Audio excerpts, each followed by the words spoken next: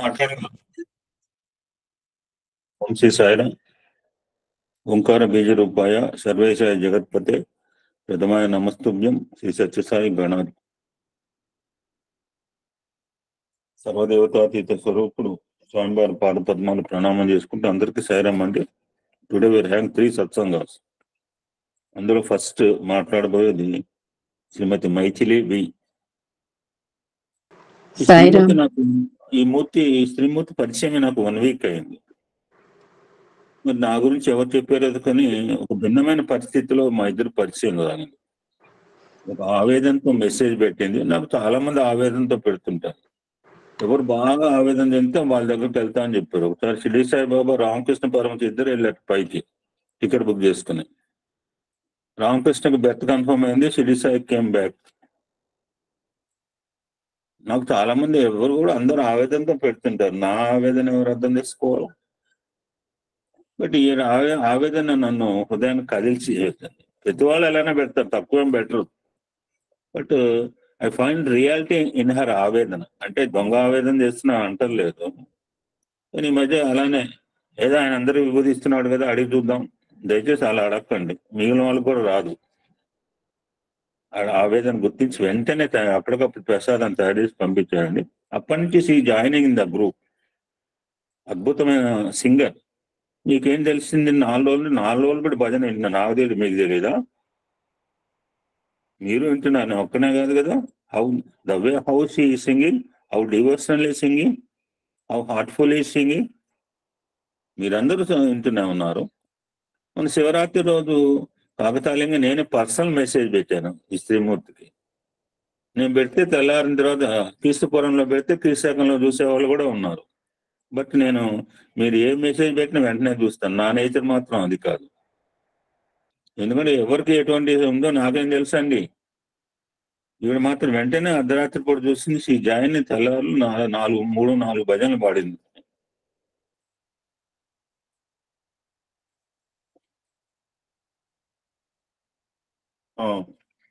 మూడు భజనలు పాడింది జాయిన్ అయిన దగ్గర నుంచి.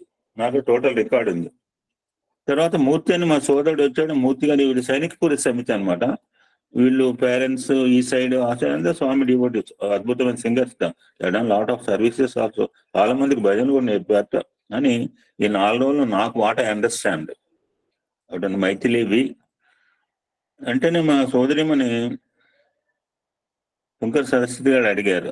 ఆ రోజే అడిగింది, సాయిరాం గురించి మహిళా డే ఇద్దామంటే మహిళా డే ఆల్రెడీ బుక్ అయిపోయింది. ఇంకా మహిళా డే ఇంకా 9 రోజులు ఉంది. నా దగ్గర రేపుగా రూపు లేదు. For me there is no tomorrow, today itself. I never think about tomorrow. So immediate గా ఇవ్వాలనిపించింది. Now we Maithili will speak 30 minutes from now. Sairam. Shri Sathya Sai పాద పద్మాలకు నమస్కరిస్తూ మీ అందరికీ సాయిరాం. అందరికీ సాయిరాం. నాకు యాక్చువల్గా నాకు పెద్దగా మాట్లాడడం రాదండి. నేను సాధారణంగా ఏదో మామూలుగా ఏవో నేర్చుకున్నాను. భజన్స్ అమ్మవాళ్ళు ఆ ఫోల్డ్లో ఉండపట్టి అది దాదాపు 1984లో నేను ఫస్ట్ టైం పుట్టపర్తి వెళ్ళడం జరిగింది. అప్పటికి మాకు అక్కడ రూల్స్ అండ్ రెగ్యులేషన్స్ అసలు ఏమీ తెలియవు. కానీ వాళ్ళు అక్కడ వెళ్ళిన తర్వాత వాళ్ళని చెప్పిన దాన్ని బట్టి మేము ఫాలో అయినాము. ఆ తర్వాత అసలు మా నాన్నగారు పోస్ట్ మాస్టర్ గారు రిటైర్ అయినారు ఖమ్మంలో. ఆయన మామూలుగానే చిన్నతనం నుంచి స్వామిని శివంలో చూడడం జరిగింది. ఆయన ఆ తర్వాత ఆయనకు కొంత విశ్వాసం కలగడం జరిగింది. తర్వాత అప్పుడప్పుడు అనుకుంటుండేవారు, వెళ్ళొస్తే బాగుండు అని చెప్పేసి అనుకుంటుండేవారు. కానీ తర్వాత పరిస్థితుల ఉద్యోగ రీత్యా అయితే ఏంటి అది వెళ్ళలేకపోయినాము. తర్వాత 1984లో మేము వెళ్ళటం జరిగిందనమాట. ఏమైనా సరే వెళ్ళి రావాలి అని. అప్పటి నుంచి ఇంకా మాకు ఖమ్మంలో ఒక సమితి ఉంది, అట్లా ఏమన్నా జరుగుతాయి కార్యక్రమాలని అసలు ఏం తెలియదు అప్పటికి. అయితే వెళ్ళిన తర్వాత నా అదృష్టం కొద్దీ ఏంటంటే, మీకు తెలిసే ఉంటారు మాదిరాజు రామచంద్రరావు గారని మన సనాతన సారథిలో కూడా ఆర్టికల్స్ రాస్తూ ఉంటారు. ఆయన మా గురుగారు అమ్మాయినా. అవునా? ఓకే. ఓకే. అయితే మా ఆయన బ్రదర్. ఆయన గారు నేను డిగ్రీ చదివేటప్పుడు నాకు ఎకనామిక్స్‌కి లెక్చరర్ అనమాట ఆయన. ఫ్యాకల్టీగా ఉండేవారు. మా గవర్నమెంట్ కాలేజీలో. ఆయన అదే కాలేజీలో చదువుకొని, అదే కాలేజీకి ఎకనామిక్స్ లెక్చరర్‌గా చేసి, దానికి ప్రిన్సిపల్‌గా రిటైర్ అయినారనమాట ఆయన. అయితే ఆయనకి కొంచెం ఆయన ఇది మాకు చాలా నచ్చేదనమాట. మా పద్ధతి అంతా మాకు నచ్చి ఆయన ఎక్కువ ఫాలో అవుతుండేవాళ్ళం మేము. అయితే ఒక ఆయనకి స్కూటర్ మీద స్వామి ఫోటో అంటించుండేదనమాట. ఆయన వచ్చినప్పుడు, వెళ్ళినప్పుడు చూస్తుండే. మాకు ఇంట్లో ఫోటో ఉండబట్టి నేను స్వామి ఫోటో ఈయన స్కూటర్‌కుంది, డివోటీస్ ఏమో అని అనుకుంటుండేదాన్ని గానీ, ఎప్పుడు అడగలేదు ఆయనని. సరే ఒక్కసారి అనుకోకుండా రైల్వే స్టేషన్‌లో మా ఫాదర్ నేనేదో ఊరు వెళ్తూ ఆయన గూడా కలిసారనమాట.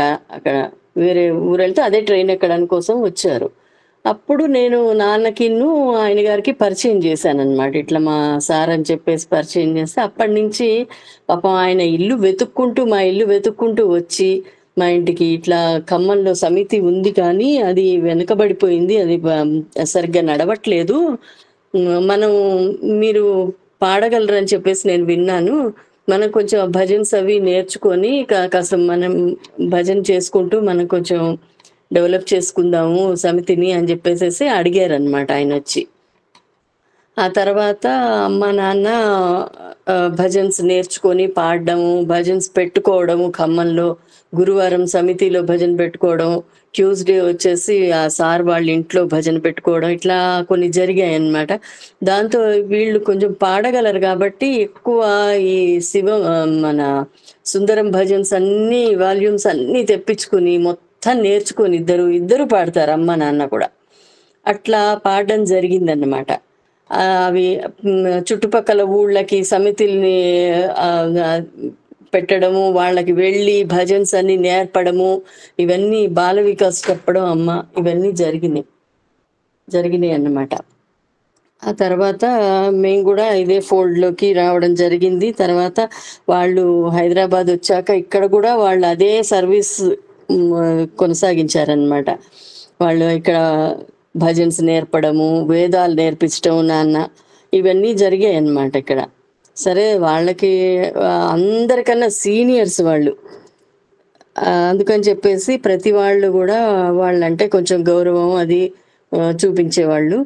తర్వాత ఇప్పటికి కూడా నాన్న లేకపోయినా అమ్మని ఇంటికొచ్చి రోజు భజనకి తీసుకెళ్ళి దింపిపోతూ ఉంటారు.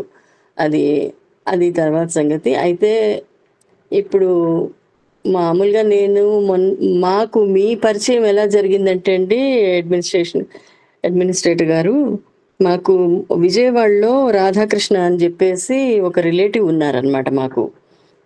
సరే మాకు ఇలా కొంచెం అనారోగ్యాలు మా అన్నయ్య గూడా క్యాన్సర్‌తో బాధపడుతున్నాడు. సరే ఇట్లా మా హస్బెండ్‌కేమో ఇట్లా పారాలిసిస్ వచ్చిందనమాట. 2 రకాలుగా ఇట్లా ఇబ్బంది పడుతుండేసరికి ఆయనకి తెలిసి "వదిన గారు మీరు ఇట్లా పెట్టి చూడండి. ఇట్లా మెసేజ్ ఆయన గారు బాగా సర్వీస్ చేస్తారు. మాకు ఒకళ్ళిద్దరు తెప్పించుకున్నారిక్కడ. మీరు మీరు గూడా ట్రై చేయండి. మెసేజ్ పెట్టి చూడండి" అని జెప్పేసేసి అన్నారనమాట. మరి కలియుగంలో నామ సంకీర్తనే భగవంతుడికి దగ్గర చేస్తుంది అని అన్నట్టుగా ఏమో నా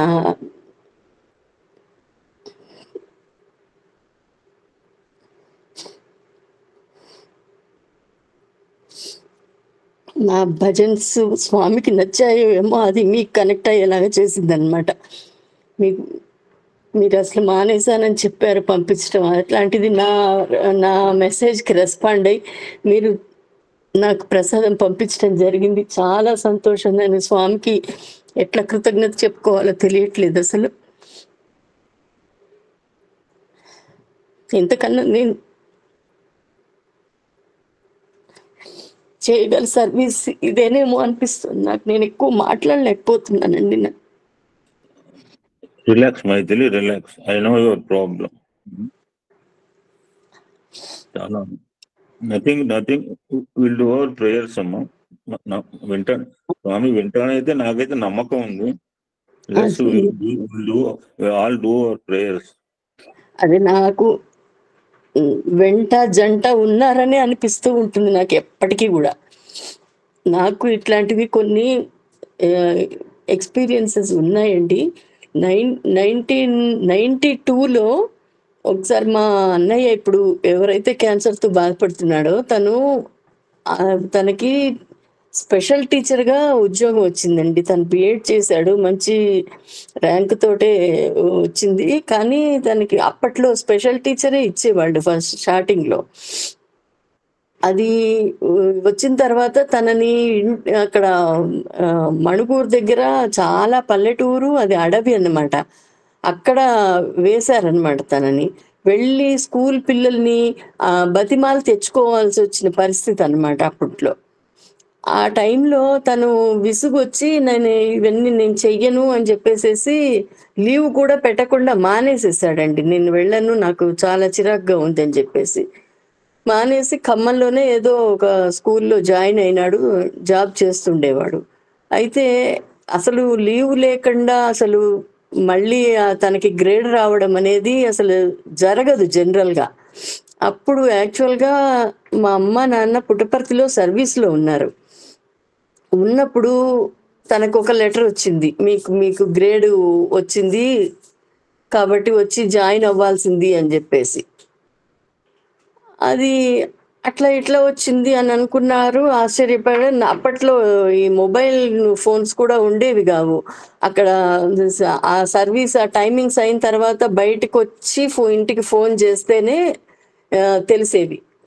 ఆ టైంలో అమ్మ వాళ్ళ ఇంటికి ఫోన్ చేసినప్పుడు అప్పుడు చెప్పాడనమాట, ఇట్లా వచ్చింది, నాకు అర్థం కావట్లేదు, ఎట్లా వచ్చిందో మరి ఏం చేయాలో నాకు తోచట్లేదు, నేను లీవ్ కూడా పెట్టలేదు, నేను అదంతా మరి ఇప్పుడు ఎట్లా అవుతుందో అని చెప్పేసి అంటే, సరే అని ఒక 2 days నేను మా సర్వీస్ కంప్లీట్ చేసుకొని మేము వస్తున్నామని చెప్పేసి వాళ్ళ సర్వీస్ కంప్లీట్ చేసుకొని వచ్చారనమాట.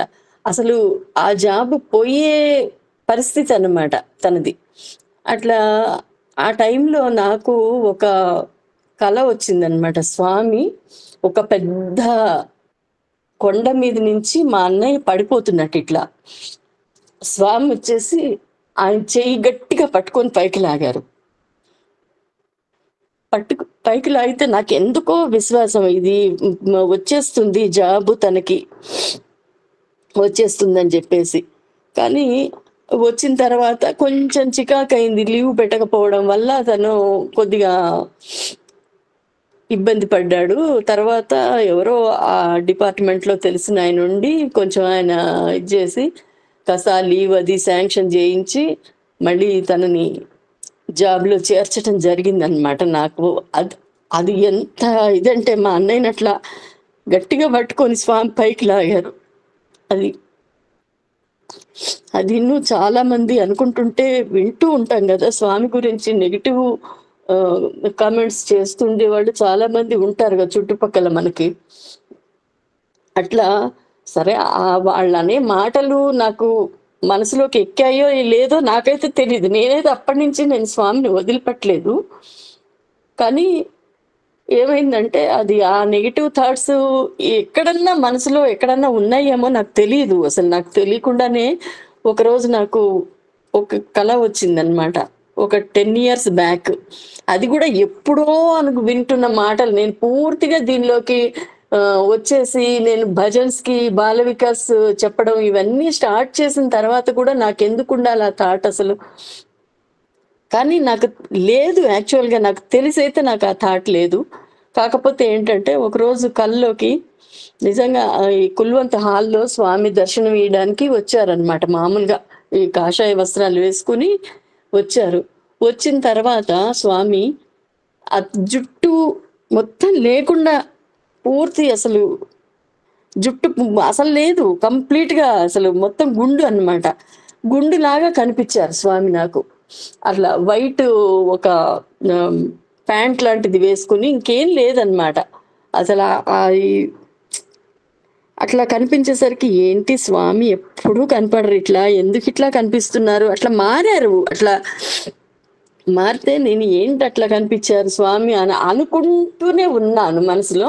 అనుకుంటుండగా పెద్ద జటాజూటము, ఇంత త్రిశూలము, చక్కగా ఈ డమరుకము అవన్నీ పట్టుకొని ఆయన నాకు పైనుంచి కింది దాకా అసలు ఆ శివుడి మొత్తం ఆ చర్మం కట్టుకొని మొత్తం అట్లా కనిపించారనమాట నాకు. మొత్తం స్వామి అట్లా మారిపోయి నాకు కనిపించారు. అట్లా చూస్తుండగానే నేను చూస్తూనే ఇట్లా అనుకుంటున్నా, ఏంటి స్వామి ఎప్పుడు ఇలా కనపడరు కదా నాకు, ఎట్లా ఇట్లా కళలు వచ్చేవి. స్వామి అప్పుడప్పుడు కనపడ్డము, ఏదో మాట్లాడడము, ఇట్లా పాదాలు ఇట్లా పైకి జరిపి పాదాలు చూపించటము, నాకు ఇట్లా చాలా సార్లు కల్లోకి అట్లా వచ్చారు. కాకపోతే ఎప్పుడు ఇట్లా రాలేదు. ఎందుకు ఇట్లా వస్తున్నారా అని అనుకుంటుండగానే నాకు ఆ శివుడి స్వరూపంలోకి మారిపోయి స్వామి నాకు కనిపించారనమాట. అంటే నీ మొహం నీకు తెలీదు, నా గురించి నీకేమి అని మరి ఇవన్నీ చూపించారో ఏమో నాకు తెలియలేదు కానీ స్వామి. కానీ మొత్తానికి నాకైతే ఇట్లా దర్శనం జరిగింది, స్వామి దర్శనం జరిగింది. నేను తర్వాత మామూలుగా పుట్టపర్తి ఎప్పుడు రొటీన్‌గా వెళ్ళడము, రావడం జరుగుతూనే ఉండేది. అట్లా కొన్ని ఎక్స్‌పీరియన్సెస్ అయ్యాయండి నాకు. ఇదే రామచంద్రరావు సారు మీరు గురువుగారని అన్నారు కదా! ఆయన గారితో గూడా నాకు బాగా అనుబంధం అండి. ఆయన నన్ను వదిలిపెట్టరు పాపం.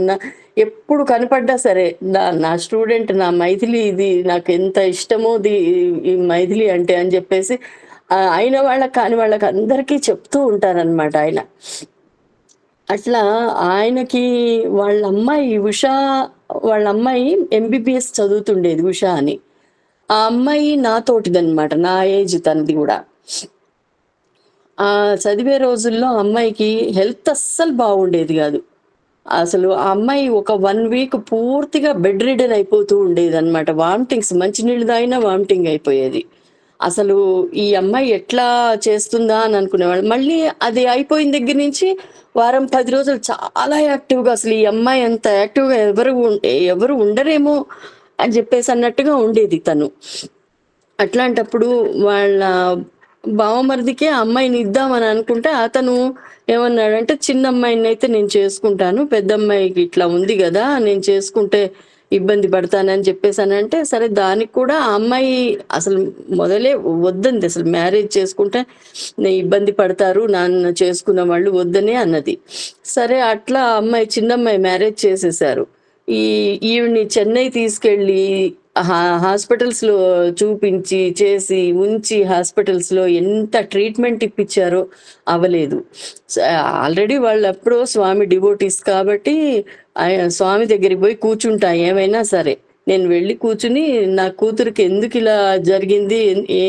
అసలెందుకిలా అవుతోంది అని చెప్పేసి నేను అడగాలి స్వామిని. నాకు ఇంటర్వ్యూ ఇచ్చేదాకా నేను రాను అని చెప్పేసి ఆయన 2 నెలలు లీవ్ పెట్టి ఆయన పుట్టపర్తిలో కూర్చున్నారనమాట. సరే ఒకరోజు స్వామి ఇంటర్వ్యూకి పిలిస్తే స్వామి ఆయనకి తెలియనిదేముంది, ఎందుకు ఈయన వచ్చారో గూడా ఆయనకి తెలుసు గదా! స్వామికి తెలుసు గదా! స్వామి పెళ్లి చెయ్యి తగ్గుతుంది అని జెప్పేసేసి అన్నారట. పెళ్లి చేయి తగ్గుతుందంటే, ఈ అమ్మాయిని పెళ్లి చేసుకునే వాళ్ళెవరు? మా సార్ కొంచెం నల్లగా ఉంటారు. అట్లనే ఉంటుంది సేమ్ ఆ అమ్మాయి గూడా మా ఆయనున్నట్టే ఉంటుంది. పైగా నల్లగా ఉంటుంది. పోనీ హెల్త్ బావుంటుందా అంటే, హెల్త్ కండిషన్ ఇట్లా ఉంది. ఈ అమ్మాయిది ఎవరు చేసుకుంటారా? ఇంకా స్వామి ఏం చెప్పరు కదా అవన్నీ.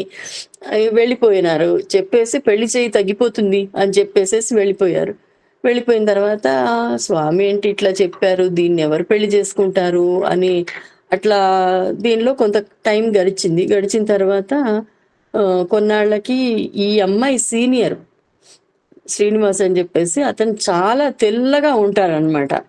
అతను ఈ అమ్మాయి దగ్గరకొచ్చి ప్రపోజ్ చేశారు. నేను మిమ్మల్ని పెళ్లి చేసుకుంటాను ఉషా గారని జెప్పేసి.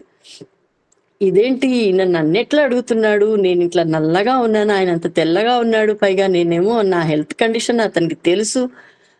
నేను బాగుండదు నా హెల్త్ అని తెలుసు. అయినా ఎట్లా అడుగుతున్నా అడిగేసిందిట. నా పరిస్థితి ఇది. మా అమ్మ, నాన్న పుట్టపర్తిలో ఎప్పుడూ పుట్టపర్తిలోనే ఉంటారు. మీకేమీ మర్యాదలవి జరగవు మా ఇంట్లో. మామూలుగా మేమెట్లా ఉంటామో మీరు అట్లానే ఉండాలి. మా ఇంటికొచ్చి అల్లుడు హోదా ఇట్లాంటివేమి జరగవు. కాబట్టి మరి మీ ఇష్టం మీరు ఆలోచించుకోండి. నాకైతే నన్ను చేసుకుంటే మీరు సుఖపడతారని నేను అనుకోను అని చెప్పేసేసి ఆ అమ్మాయి చెప్పేసిందిట అతనికి. చెప్పేస్తే అయినా సరే నాకు ఇష్టమే నేను చేసుకుంటాను అని చెప్పేసేసి అతను ఒకరోజు వాళ్ళ అన్న వదిళ్ళని వీళ్ళ దగ్గరికి తీసుకురావడం, ఖమ్మం తీసుకొచ్చి వాళ్ళని పరిచయం చేయడం అంతా జరిగిందనమాట. వాళ్ళు ఒప్పుకున్నారు చేసుకోవడానికి. అన్ని అన్నీ జరిగిపోయాయి. మ్యారేజ్ అయిపోయింది. అయిపోయిన తర్వాత మళ్ళీ ఆ అమ్మాయికి ఆ వామిటింగ్స్ అనేవి రానే లేదు ఇంతవరకు. ఇవాల్టి వరకు హాయిగా ఇద్దరు కాలరీస్ హాస్పిటల్‌లో డాక్టర్స్ చేసుకుంటూ ఉన్నారు ఇద్దరు. హ్యాపీగా ఉన్నారనమాట. ఇట్లాంటి ఎక్స్‌పీరియన్స్‌లు నాకు చాలా ఉన్నాయి. అమ్మ పడుకున్నప్పుడు నోట్లో విభూది వచ్చింది. ఒకరోజు మధ్యాహ్నం ఎందుకో మా మ్యారేజ్ అయిన తర్వాత ఊరికే వెళ్ళిపోయింది, అమ్మాయి వెళ్ళిపోయింది అని చెప్పేసి కొంచెం లోన్లీనెస్ ఫీల్ అవుతుంది. ఫీల్ అవుతూ అట్లా మధ్యాహ్నం భోజనం చేసిన తర్వాత కాసేపు పడుకుందనమాట. పడుకుని నిద్ర లేచేసరికి నోరంతా విభూది వాసనొస్తోందిట. ఏంటి ఇట్లా విభూది వాసనొస్తోంది అని చెప్పేసి చూసుకుంటే నోట్లో విభూది ఉందిట. అసలు ఇట్లాంటివి కొన్ని చాలా ఎక్స్‌పీరియన్సెస్ ఉన్నాయి. ఇప్పుడు జరిగింది గూడా నాకు చాలా అసలు ఆహ్, నాకు ఆ విభూది రావడం, ప్రసాదం రావడం, నేను తనకి పెట్టడం అంతా జరిగిందిప్పుడు. నాకు 100% మా హస్బెండ్ అయితే ఏంటి, అన్నయ్య అయితే ఏంటి కోలుకుంటారనే ఆహ్, నమ్మకం ఉంది, విశ్వాసం ఉంది స్వామి మీద. స్వామి అందరి మీద తన కృపా కటాక్షాలు అందరి మీద కురిపించాలని ఆశిస్తూ, కోరుకుంటూ సెలవు తీసుకుంటున్నాను. సాయిరాం.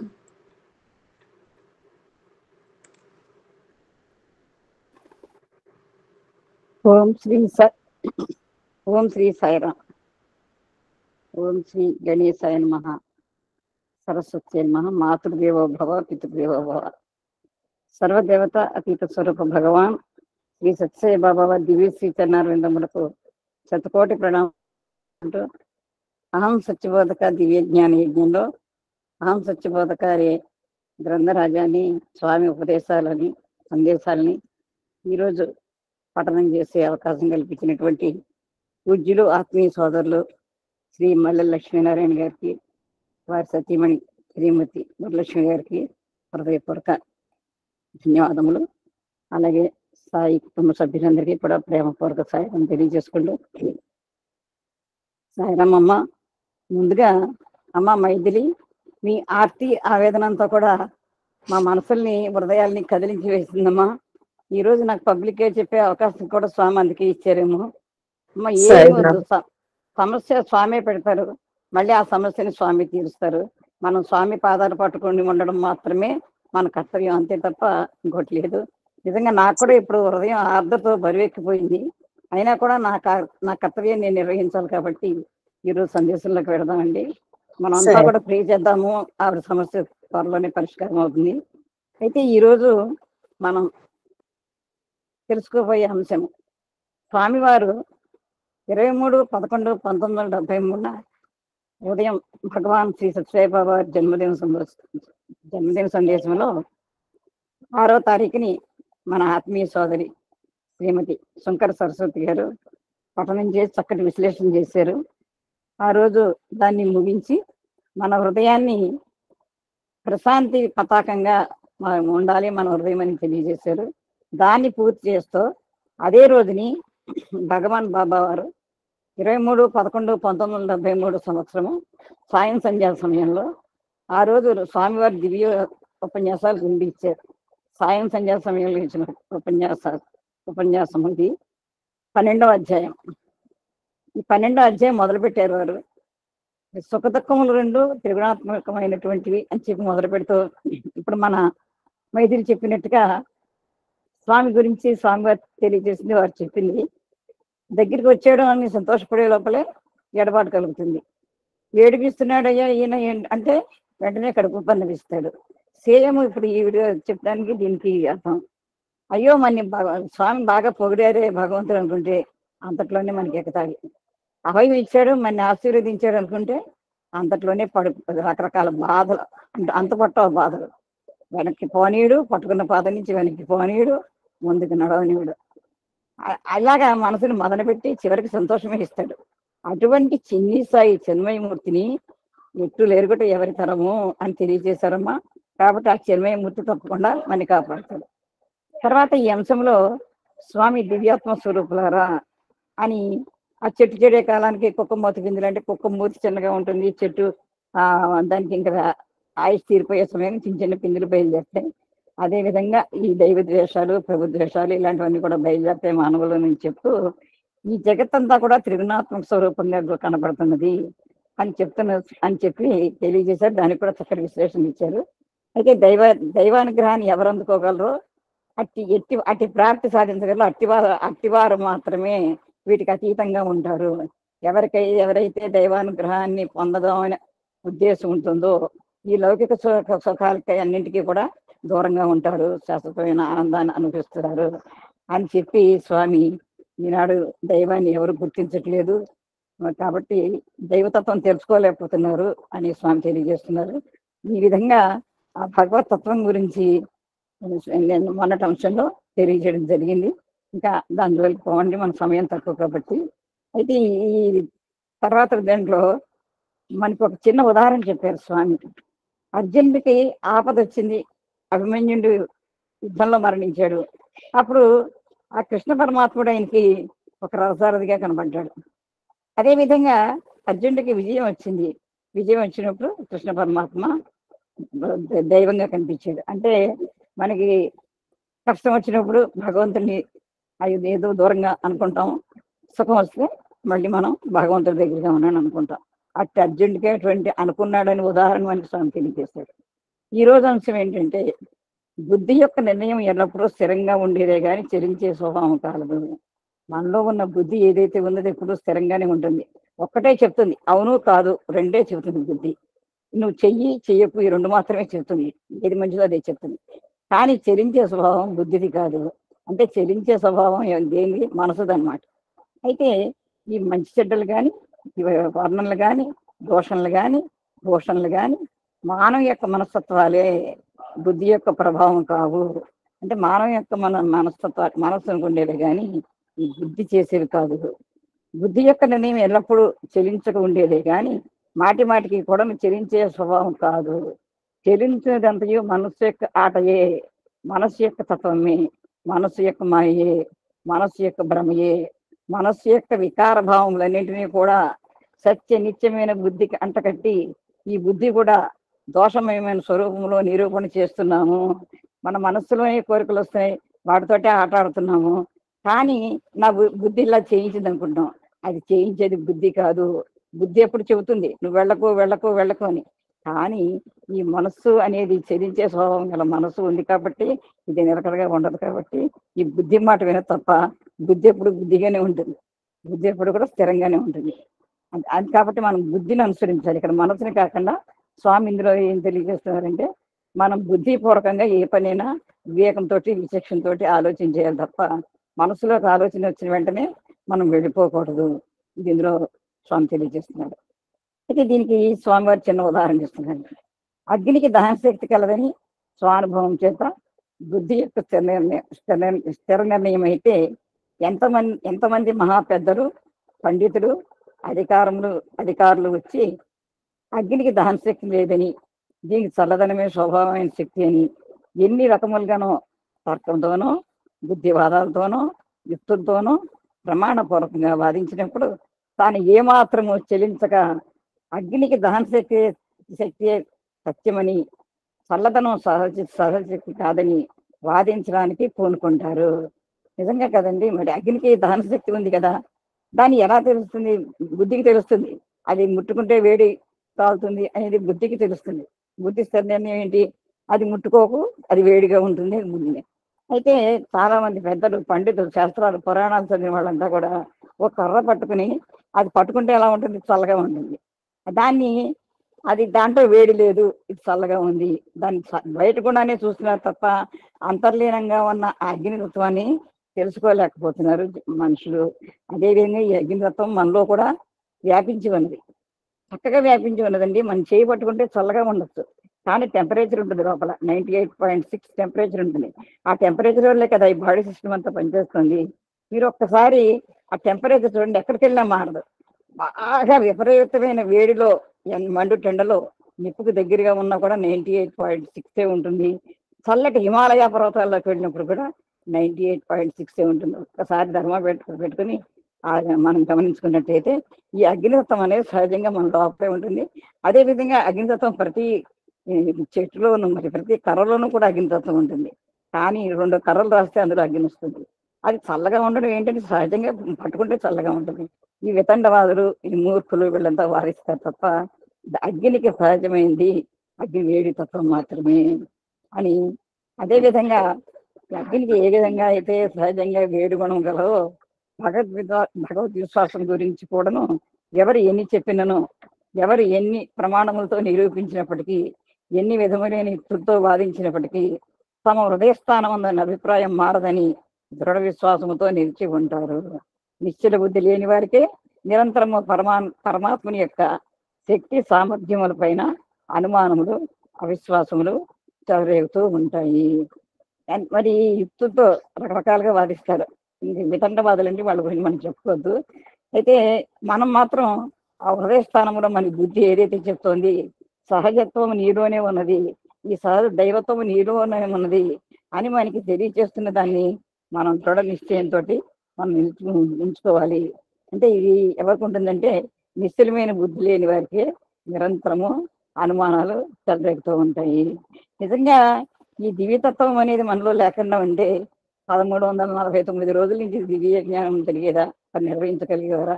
ఆ దైవత్వం వారిలో ఉన్నది. నిజంగా ఆ దైవత్వం ఇప్పుడు నాలో లేకపోతే నేను ఈ పుస్తక గ్రంథపఠనం చేసే శక్తి నాకు ఉండేదా? ఇటువంటి మనలో ఉన్న దివ్యతత్వాన్ని మనం లోపల గుర్తించినట్లయితే అసలు దైవం అనేవాడు ఉన్నాడని విశ్వాసం తగ్గుతుంది. అది మన బుద్ధి స్థిరంగా ఉండాలి. అగ్ని యొక్క స్వభావం చల్లదనమని, అగ్నికి దహనశక్తి లేదని ఇతరులు వాదించినప్పుడు తన మనసు కూడా చెలింపు చేసుకుని ఆ విశ్వాసం దూరం చేసుకోవడం మూర్ఖంగా ఉంటుంది. అగ్ని చల్లగా ఉంది బాబు, చల్లగానే ఉంటుందని 10 సార్లు చెప్పేప్పటికీ ఈ మనసు కూడా చెలించిపోతూ ఉంటుంది. ముట్టుకోకు అన్న కూడా వెళ్ళి ముట్టుకొస్తుంది అనమాట, కాల్చుకొస్తుంది ఆ మనస్సు. ఎందుకంటే 10 సార్లు చెప్పేప్పటికి మనస్సు డైవర్ట్ అయిపోతుంది. కానీ బుద్ధి అలా డైవర్ట్ అవ్వదు. అది వద్దు వెళ్ళకు, కాలుతుందని చెప్తున్నా సరే ఈ మనస్సు ఏంటంటే చంచల స్వభావం కాబట్టి వెళ్ళి ముట్టుకొస్తుంది అనమాట. కాబట్టి మూర్ఖంగా ఉంటుంది. కాబట్టి ఏది కూడా మనం సహజ తత్వాన్ని తెలుసుకోవాలి తప్ప ఆ పై తత్వాన్ని తెలుసుకోవడం కాదు అని స్వామివారు తెలియజేస్తున్నారు. తర్వాత ఈశ్వర సర్వజ్ఞత్వాన్ని, సర్వాంతర్యామిత్వాన్ని, సర్వశక్తిమయత్వమును విశ్వసించిన వారికి ఎవరు ఎన్ని విధములుగా వాదించినప్పటికీ వారిలో ఏమాత్రము మార్పు జరగడానికి వీలుండదు. ముందుగా మనం ఇక్కడ భగవంతుడు సర్వజ్ఞుడు, సర్వాంతర్యామి అంటే అన్నీ తెలుసు స్వామికి, భగవంతుడికి. మనం ఇక్కడ స్వామిని భగవంతుడు అని సంపూర్ణంగా విశ్వసిస్తున్నాం కాబట్టి, స్వామి ఈశ్వరుడు అని భావిస్తున్నాం కాబట్టి, సర్వదేవత అతి స్వరూపుడు స్వామి అంటాం కాబట్టి స్వామికి సర్వం తెలుసు. అంతా నిండి ఉన్నారు సర్వాంతర్యామి, అంతటా నిండి ఉన్నారు కాబట్టే ఆవిడ ఆ ఫోన్ చేయడము, ఈయన విభూతి పంపడము, ఆయన సమస్య పరిష్కరించడం. అంటే మరి ఎలా జరిగిందండి ఇదంతా? అక్కడ స్వామి సర్వాంతర్యామి పట్ల సర్వశక్తిమయుడు. ఎంతమంది క్యాన్సర్ చేశారండి స్వామి? ఎవరికైనా సాధ్యమా? చనిపోయిన వాళ్ళని బతికించారు.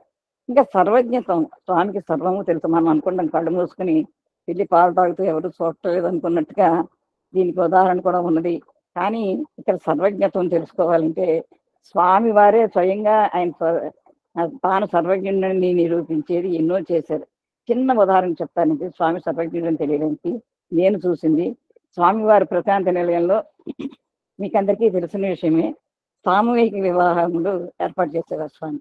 ఆ వివాహాలందరూ చక్కగా ఇటు 5గురు అటు 5గురు వెళ్ళేవారు. వాళ్ళకు కూడా స్వామి చక్కగా అనుగ్రహం ఇచ్చేవారు.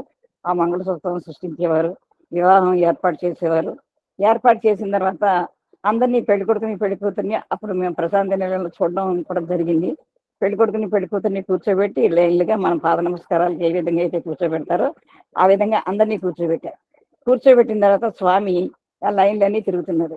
తిరిగిన తర్వాత ఫస్ట్ లైన్ తిరిగేసి మొత్తం 10 చాలా రోజులు ఉంటాయి. మరి స్వామి ఊరికే మరి ఇష్టంగా చేస్తున్నారు కదండి. స్వామిని నమ్మని వాళ్ళు కూడా భగవాన్ సత్సాయి బాబా వారు, ఏదో పెళ్లిళ్ళు చేస్తున్నట్ట అని వచ్చేవాడు కూడా చాలా మంది ఉన్నారండి ఆ రోజుని.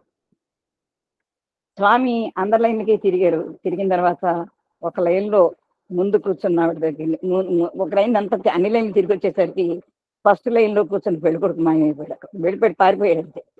పారిపోయిన తర్వాత తండ్రి స్వామి అంటే తెలియదు. అప్పుడు ఎవరో చెప్పారు, పుట్టపత్రిలో వివాహం చేస్తున్నారు, వెళ్ళినైనా నువ్వు ఖర్చు పెట్టుకోలేని స్థితిలో ఉన్నావు కదా అని. ఆ తండ్రి తెగ బాధపడిపోతున్నాడు.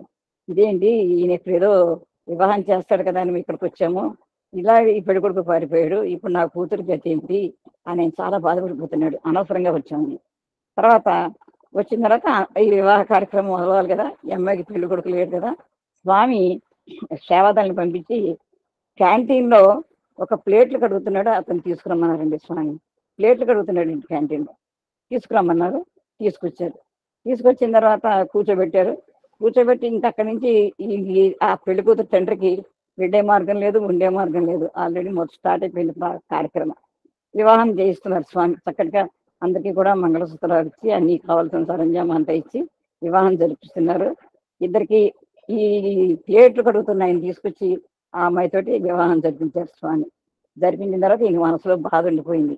ఎవరినో తీసుకొచ్చాడు స్వామి, ఎందుకు వచ్చాను రా భగవంతుడా, ఆయన ఏమిటో తెలియదు, ఆయన ఎక్కడి నుంచి వచ్చాడో తెలియదు మనకి అని ఈయన మతన పడిపోతుంటే స్వామి ఇంటికి పిలిపించారు. పిలిచి స్వామి చెప్పారు, అతను ఇందాక నువ్వు వివాహానికి తీసుకొచ్చిన పెళ్లి కొడుకు ఇదివరకే వివాహం అయింది, 2 పిల్లలు ఉన్నారు.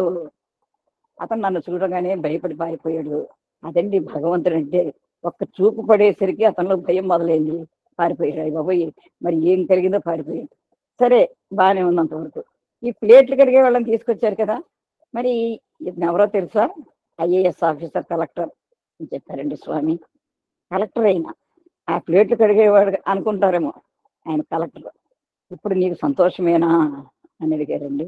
మరి స్వామి సర్వజ్ఞుడు కాదు అనడానికి ప్రత్యక్షంగా చూసిన నిదర్శనం ఇంతకన్నా ఏం కావాలండి సాయిరాం సర్వజ్ఞత్వానికి.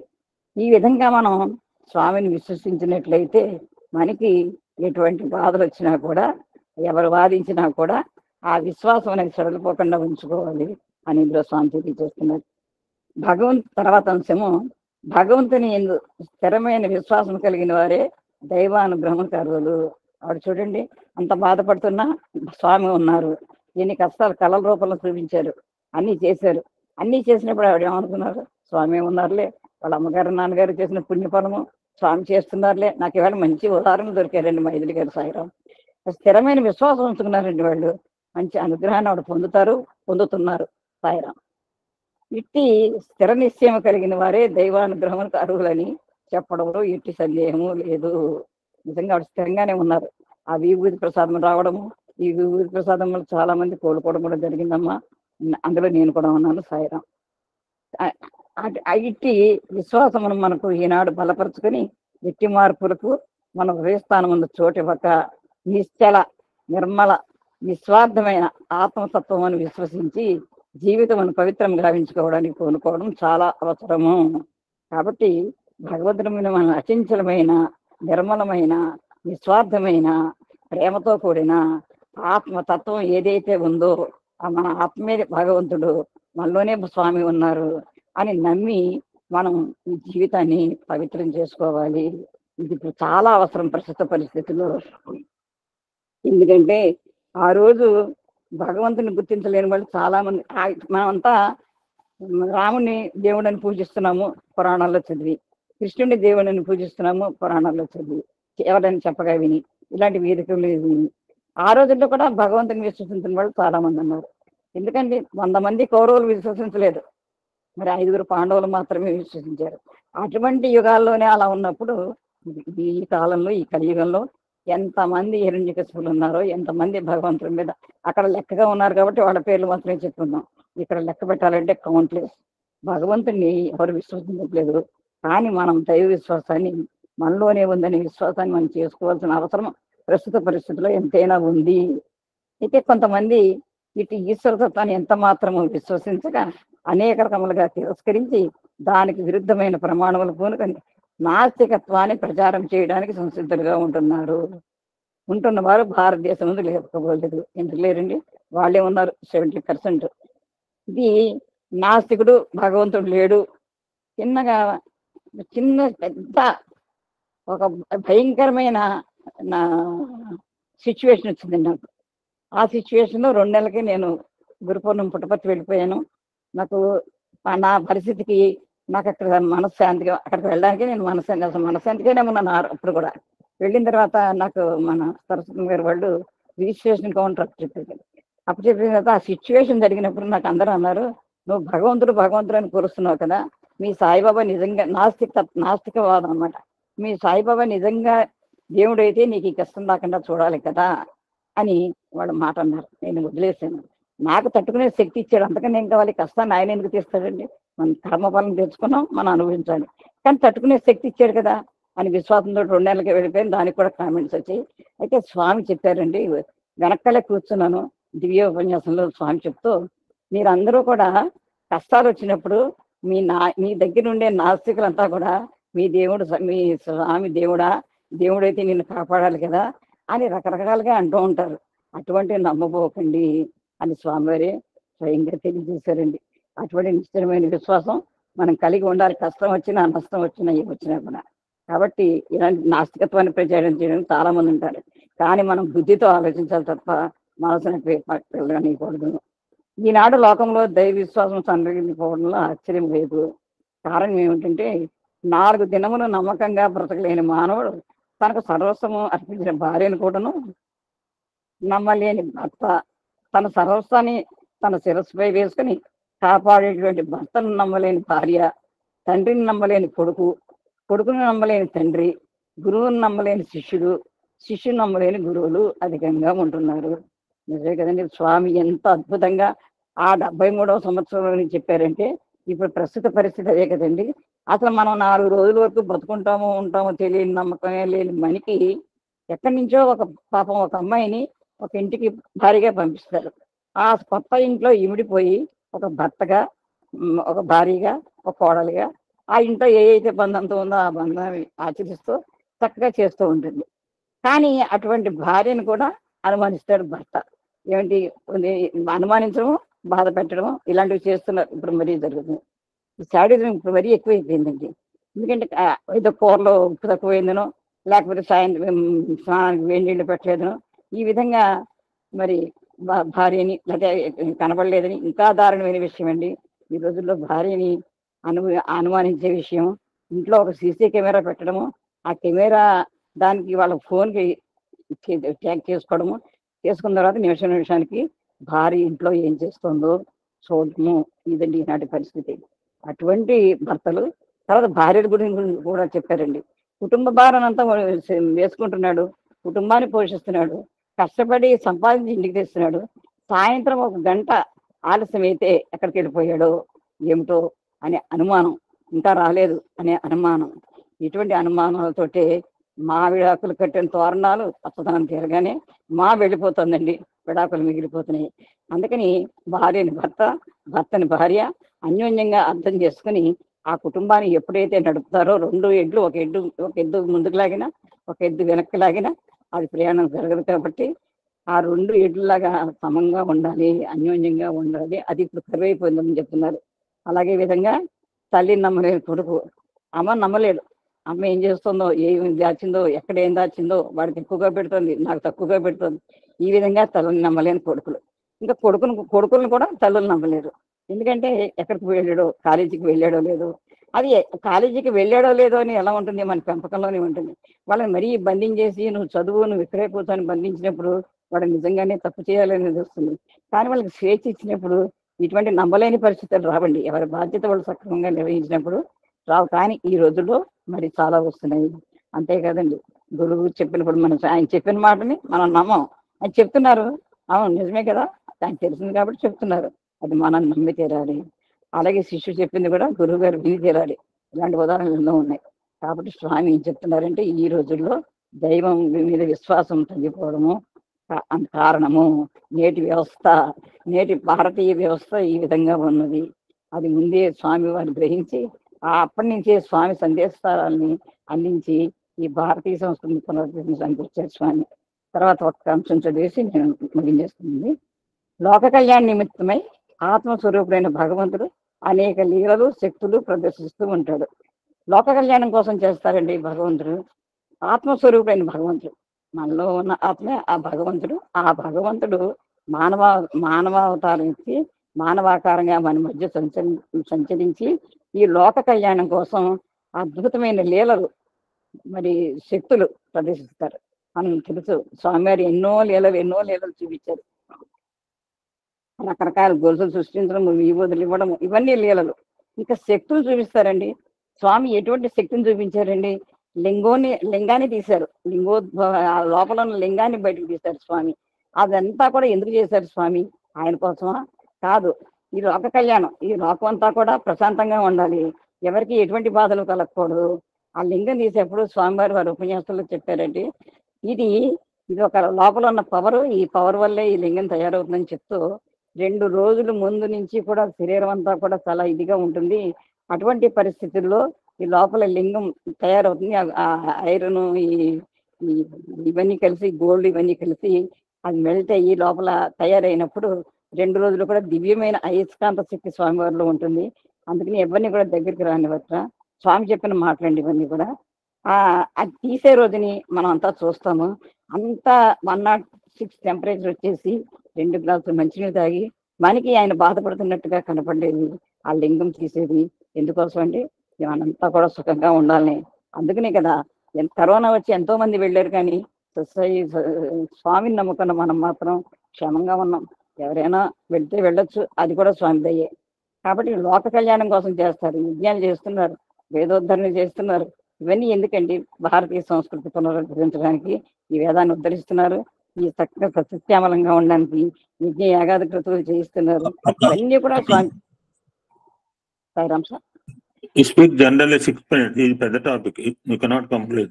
నీకు 2 గంటలు పడుతుంది. కాబట్టి మనం ఈ లోక కళ్యాణం కోసం భగవంతుడు రకరకాలు చూపిస్తున్నారని చెప్పి భగవద్గీతలో కూడా బుద్ధి నియమని కూడా కృష్ణుడు చెప్పాడు. కాబట్టి మనం పవిత్రమైన నిశ్చలమైన బుద్ధితత్వాన్ని ఈ మానసిక తత్వంలో చేర్చి మాట్లాడుకోకూడదు, మనసు చెప్పినట్టు వినకూడదు. భగవంతునికి ఒకరిపై ఒకరికి అనుగ్రహం కానీ మరొకరిపై మరొక అనుగ్రహం అని కానీ ఏమాత్రము లేదు. నమో అహం సర్వభూతేషు అంటే సర్వభూతాలందు నాకు సమభావమే, భేదభావం ఏమాత్రము లేదని గీత ప్రబోధ చేసినట్టుగా ఆ గీతని చదివే ప్రతి వ్యక్తికి ఒక సందేహం కలుగుతుందని చెప్తూ ఆ సందేహం గురించి తర్వాత 150వ పేజీ 2వ పేర పరిత్రాణాయ సాధూనాం అని ఇందులో మనకి వివరింపబడింది ఉంటుంది. అక్కడి నుంచి తర్వాత వారు కంటిన్యూ చేస్తారు. అయితే ఇది ఈరోజు మన అంశంలో మనం బుద్ధిని బట్టి ప్రయాణం చేయాలని, మనసు నిర్మల నిశ్చలంగా ఉండాలని, మనసు ఎటువైపు పెడితే అటువైపు వెళ్ళకూడదని నేటి సంస్కృతిని తెలియజేస్తూ మనకి అచంచలమైన నిర్మలమైన విశ్వాసం ఉండాలని, అటువంటి విశ్వాసాన్ని కలిగే శక్తిని కూడా స్వామి మనకి ప్రసాదించాలని ఈరోజు ఈ అవకాశం ఇచ్చిన స్వామికి, మా సోదరులకి హృదయపూర్వక ధన్యవాదాలు తెలియజేసుకుంటూ, విన్న శ్రోతలందరికీ కూడా హృదయపూర్వక ధన్యవాదాలు తెలియజేసుకుంటూ మరొక్కసారి మైథిలి గారికి హృదయపూర్వక ఆశీస్సులు అందిస్తూ జై సాయిరామ్, జై జై సాయి, ఓం శ్రీ సాయి. సారీ అక్క, ఏమనుకోకు ప్లీజ్.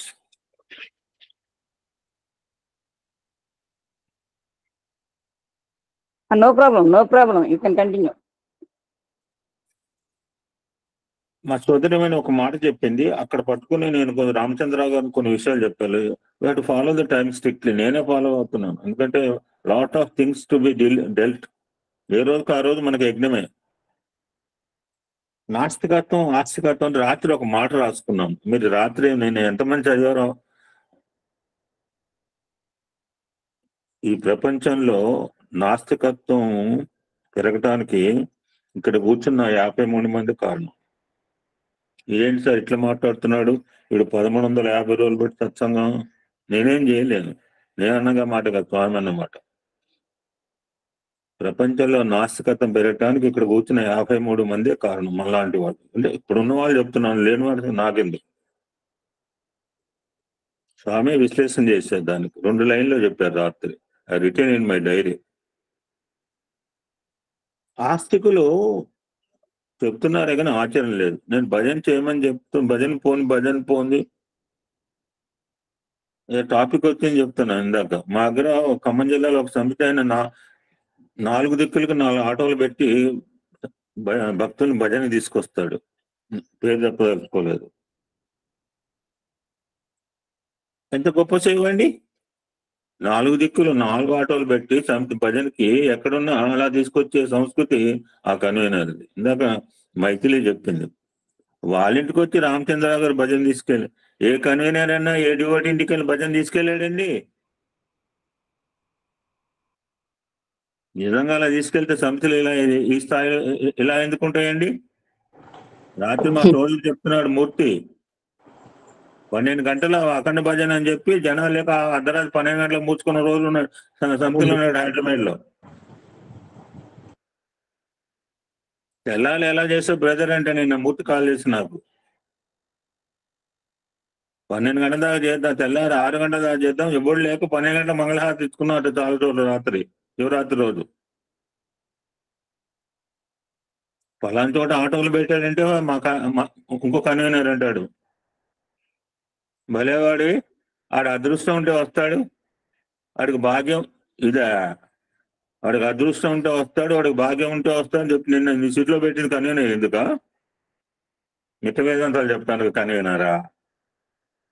అలా పని చేస్తుంటే ఈ రోజు సత్యసాయి సేవా సంస్థ ఖమ్మంలో అద్వితీయంగా పెరుగుతున్నారంటే now the people are enjoying the fruits that grown by Ramachandra Rao గారు. అవునమ్మా మైథిలి, ఆయన పెంచిన వృక్షాలు, ఆయన పెంచి చెట్టు కాయలు తింటున్నారు వీళ్ళంతా. అవునవును.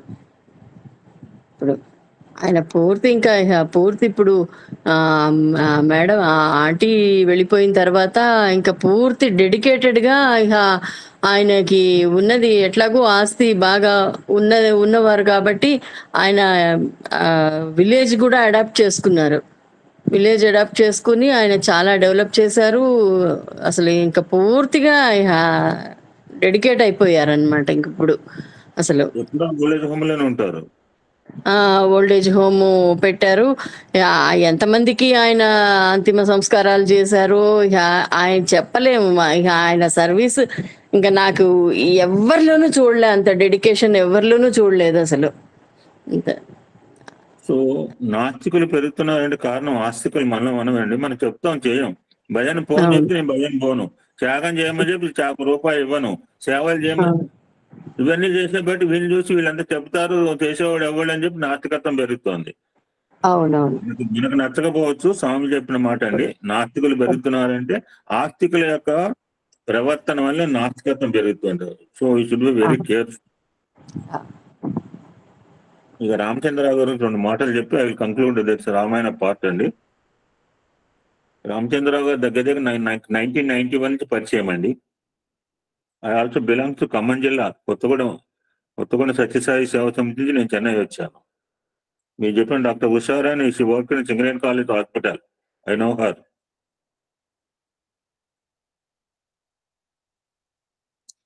ఆ అమ్మాయి నల్లగా ఉంటుంది, ఎవరు పెళ్లి చేసుకుంటారంటే ఇక్కడ చిన్న మా దగ్గర కొత్తగూడెంలో నాకు బాలగా పెళ్లి ఉండేది, తెల్లగా ఉండేది, అది వైట్ అండి. అరేంజ్ మ్యారేజ్ అని చెప్పి గోపాలకృష్ణ పెట్టు, పేరు గోపాలకృష్ణ అనుకున్నాను, చూస్తే రూపం కూడా గోపాలకృష్ణ. ఎట్లా చేసుకుంది అమ్మాయి? తెల్ల పెళ్లి అండి, వాడు నల్లగా బొగ్గులాగా ఉన్నాడండి. ఇద్దరు చక్కగా హ్యాపీగా ఉన్నారు. ఇప్పుడు అమెరికాలో ఉన్నారండి. వాళ్ళ నాన్నగారు కూడా పోస్ట్ మాస్టర్, పురుషోత్తం గారండి, కొత్తగూడెం పోస్ట్ మాస్టర్. అమ్మ మైథిలి, నువ్వు పోస్ట్ మాస్టర్ అన్నావు. మా బ్రదర్ ఐఏఎస్ బ్రదర్, ఈ work 6 years in Kothagudem post office. అంటే మా ఫాదర్ 91 లో రిటైర్ అయిపోయారండి ఖమ్మంలో. అప్పటికి మా బ్రదర్ కలెక్టర్ అయ్యారు. మా బ్రదర్ 85 బ్యాచ్ కలెక్టర్. ఓకే. ఈ work 6 years in Kothagudem post office, main post office.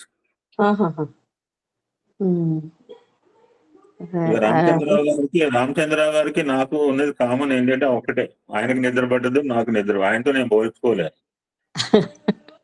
ఆయనతో ఎవరం పోల్చుకోలేదు. ఒకటి ఇద్దరు, ఆయనకు నిద్ర పడ్డదు, నాకు నిద్ర పడ్డదు. అయితే ఏంటంటే సారు అనేది ఏంటంటే మా ఫాదర్ అంటే మా నాన్న ఎలాగో పెద్దవారు, ఆయన కన్నా కొంచెం 5 years అట్లా పెద్దవారు. ఆయన అంటే ఆ తర్వాత పరిచయము, ఆ తర్వాత ఇద్దరు కలిసి సర్వీస్ చేయడం, వీటిల్లో బావగారు అంటే బావగారు అనుకునే దీనికి వచ్చారు ఇద్దరు. ఆ ఆ తర్వాత ఆయనకి కూడా అమ్మో ఆదినారాయణ గారా నాకు కొంచెం భయమే అంటుండేవారు అనమాట మా ఫాదర్ గురించి. ఎందుకంటే ఈయన అసలు ఎంత స్ట్రిక్ట్ అంటే అసలు కొంచెం ఒక 1 మినిట్ లేట్ అయినా కూడా అసలు "ఈ భజనకు వద్దు, లేట్గా వెళ్ళకూడదు" అని చెప్పేసేసి మా అమ్మని లాక్కొని ఇంటికి వచ్చేసేవారు అనమాట. మా అమ్మేమో అయితే అయింది, వెనకాల కూర్చుందాము వెళ్ళి అని మా అమ్మ అనేది. అట్లా కాదు, నువ్వు 1 మినిట్ లేట్గా అట్లా వెళ్ళకూడదు అంతే అని చెప్పేసేసి ఎప్పుడూ ఒక 5 నిమిషాలు ముందరే ఉండేవారు భజనకి. ఆయనకి అంత స్ట్రిక్ట్ అనమాట. ఇక్కడకి వచ్చిన తర్వాత కూడా ఇక్కడ కూడా అమ్మో అంకులా వద్దు లేట్ అయితే అరుస్తారు అట్లా ఉండేదన్నమాట. అట్లా. ఇంకొక 2-3 మాటలు సార్ గురించి చెప్పి వెళ్ళిపోతు రామాయణం అండి. ఓకే. ఆయన ఇంట్లో స్వామి ఎన్నో మిరకిల్స్ చేశారు. ఎంత మిరకిల్స్ అంటే చివరికి ఆయన తట్టుకోలేక స్వామికి దండం పెట్టి, "స్వామి ప్లీజ్ స్వామి నువ్వు వదిలే, మా ఇల్లు వదిలే" అన్నాడు. అవును. ఎందుకంటే సొసైటీ పాజిటివ్ గా తీసుకుంటుంది, నెగిటివ్ పాజిటివ్ నెగిటివ్. ఇప్పుడు నాకు చెన్నైలో నాకు అదే భయం. ఇప్పుడు 6 సంవత్సరాలు నేను ఎలా ఎప్పుడు పాజిటివ్ నేనేమన్నాను, ఎందుకు ఊరు పంపట్లేదంటే వాడు ఆసామాసిగా ఊరు కాకతాళీయంగా అడిగేవాళ్ళు ఈ మధ్య ఎక్కువైపోయారు. That's why I'm not sending. Positive గా తీసుకోవచ్చు, నెగిటివ్ గా తీసుకోవచ్చు. అందుకని ఆయన భయపడిపోయి తట్టుకోలేక జనాలు రావటం చూసి, "స్వామి చాలు స్వామి మా ఇల్లు వదిలేసి ఇంకెవడైనా పట్టుకోమన్నాడు." నేను ఒక స్వామి నా చేత రాయించిన గ్రంథం ఆయన పంపిస్తే, ఆయన నా హ్యాబిట్ ఏం తెలుసా, సారు నేను కలిస్తే సార్ చేత నా ఈపు మీద తట్టించుకుంటాను. అర్థమైందా? సారు కలిస్తే సార్ నా ఈపు మీద కొట్టండి అని వంగి ఆయన చేత కొట్టించుకుంటాను షబ్బాస్ట్ అని. బస్సులో ఉన్నా సార్ ఒకసారి కొట్టండి సార్ అంటే బస్సు ఎక్కి వెళ్ళిపోతుంది ఖమ్మం. ఆయన చేసిన గొప్ప వరం ఏంటంటే, గొప్ప వరం నాకు అది ఆయన చేసింది. నేను కొత్తగూడెం వచ్చిన కొత్తలో ఒకసారి నాకు కాల్ చేసి ఆయన అప్పుడు ఆయన డిస్ట్రిక్ట్ ప్రెసిడెంట్. సార్ డోర్నకల్ సమితి అని ఉంది ఇక్కడికి, వాళ్ళు బర్త్డే సత్సంగం అడుగుతున్నాడు. 20 సంవత్సరాలు బట్టి ఆ ఊరికి ఎవరు స్పీకర్ పోలేదు. 25 years బట్టి కామరా అనిల్ కుమార్ గారు వచ్చారు. ఇంటీరియర్ డోర్నకల్ మీకు పేరు తెలుసు, మీకు నేను చెప్పక్కర్లేదు. ఖమ్మం వాళ్ళకి మీకు పక్కనే, మాకు చాలా దూరంగానే. వెళ్తావా అన్నాడు. నేను అనుకున్నాను, నాకేంటంటే స్వామి సత్సంగం ఎక్కడ చెప్పినా పర్లేదు. సో ఆయన మాట ప్రకారం వెళ్తే, ఈవినింగ్ ప్యాసింజర్కి వెళ్తే ఎంత అద్భుతంగా రిసీవ్ చేసుకున్నారంటే, ఒక 4-5 సేవలు ఆ ప్యాసింజర్ దగ్గరకు వచ్చి ఏ కంపార్ట్మెంట్ దిగుతాడు. ఎందుకంటే రిజర్వేషన్ అంటే S1 S3 లేకపోతే మొన్న నేను దిగితే A3 అని చెప్పాను, M1 అని చెప్తే స్టేషన్ దగ్గర పరిగెత్తుకొచ్చే అనకాపల్లి వైజాగ్లో. ప్యాసింజర్కి ఏం కంపార్ట్మెంట్ చెప్తాం, ఎక్కడ దిగుతారని చెప్పి వాళ్ళు వైట్ డ్రెస్ స్కార్ఫ్లు వేసుకుని అలాగా ఆ సమితికి వెళ్ళిన తర్వాత I spoke for 2 hours on that day. తెల్లవారుజామున 2 గంటలకి దోనకల్ రైల్వే స్టేషన్ ట్రైన్ లేక వస్తే, నేను బాగా చలిగా ఉంటే రిటైర్ రైల్వే డ్రైవర్ అక్కడ రూమ్ ఉంది సార్ తీసుకెళ్తే, అతను వాళ్ళ రైల్వేలో చేసిన అంటున్నాడు, ఎవరో చాలా బాగా అనర్గళంగా మాట్లాడాడు అని. అది క్రిస్టియన్ ఎంతో అంటున్నాడు. అంటే అప్పుడు నేను చెప్పాడు, నీ పక్కన కూర్చున్న సారే ఇప్పటిదాకా మాట్లాడింది. ఆ విధంగా సారు పరిచయం చేసిన డోనకల్కి నేను 5 సంవత్సరాలు చాలా సందర్భాల్లో వెళ్ళి Bala Vikas I participate in so many activities in Donakal summit. ఇక చివరిగా ఒక పర్యాయం వాళ్ళు చెన్నై ఖమ్మంలో సమితి ఎక్కడుండి ఇప్పుడు నీకు తెలుసు, అప్పుడు తెలియకపోతే చాలా ఊరికి చాలా దూరంగా ఉంటుంది. మామూలు గుడి చాలా దూరం పోవాలి ఇప్పుడు ఖమ్మం టెంపుల్లో. ఒకసారి ప్రోగ్రామ్ పెడితే నేను చూశాను, ఎక్కడ కారు కనపడలేదు నాకు. మిగిలిన వాళ్ళంతా రామారావు గారు, ఈ సాంబమూర్తి, ఇంటి గుడి పక్కన ఆదినారాయణ, వీళ్ళంతా కొత్త వాళ్ళు ఈ మధ్యగా చేరినారు. వాళ్ళందరూ కనిపించారు కానీ సార్ కనపడలేదు. సరే నేను స్పీచ్ ఇచ్చాను, వస్తుంటే సార్ వచ్చారు, ఎక్కడి నుంచి వచ్చి కూడా తెలియదు. భుజం చేసి వారు వండర్ఫుల్ అండి, వాళ్ళ మన ఖమ్మం సమితికి సాక్షాత్ స్వామి వచ్చి స్పీచ్ చెప్పినట్టు ఉందని నా భుజం మీద వచ్చాడు. ఇందాక చెప్పిన మీ బ్రదర్ స్పెషల్ టీచర్ అంటే 390 రూపాయలు జీతం ఇచ్చేవాళ్ళు ఆ రోజు. I know that special teacher 390 రూపాయలు జీతం అంతే. No that's only fixed pay. అవునవును. Thank you so much Maithili. Thank you so much G L Saraswathi. Sairam. So already completed Ramayanam part అండి. ఒక 2 సప్లిమెంటరీ విషయాలు మిగిలిపోయింది. చాలా రోజులు బట్టి దాచిపెడుతున్నాను. Today I will reveal it. ఇది కూడా రామాయణం సంబంధించిందే. సో ఈ రోజుతో దివ్యజ్ఞ ఆ టాపిక్ బుక్లెట్ అయిపోతుంది. ఆ బుక్ పేరు నేను చెప్పాను సార్ కోటేశ్వరరావు గారు. Already I revealed. ఇందాక ఎవరో మా సోదరిమని ఎవరితో నన్ను ఆ ఒక్కటి చేస్తా అన్ని చెప్తాం కానీ ఒక చేయాల్సిన ఒక్కటి చేయండి అద్భుతంగా చెప్తాడు. ఈ సత్సంగం విన్నాం.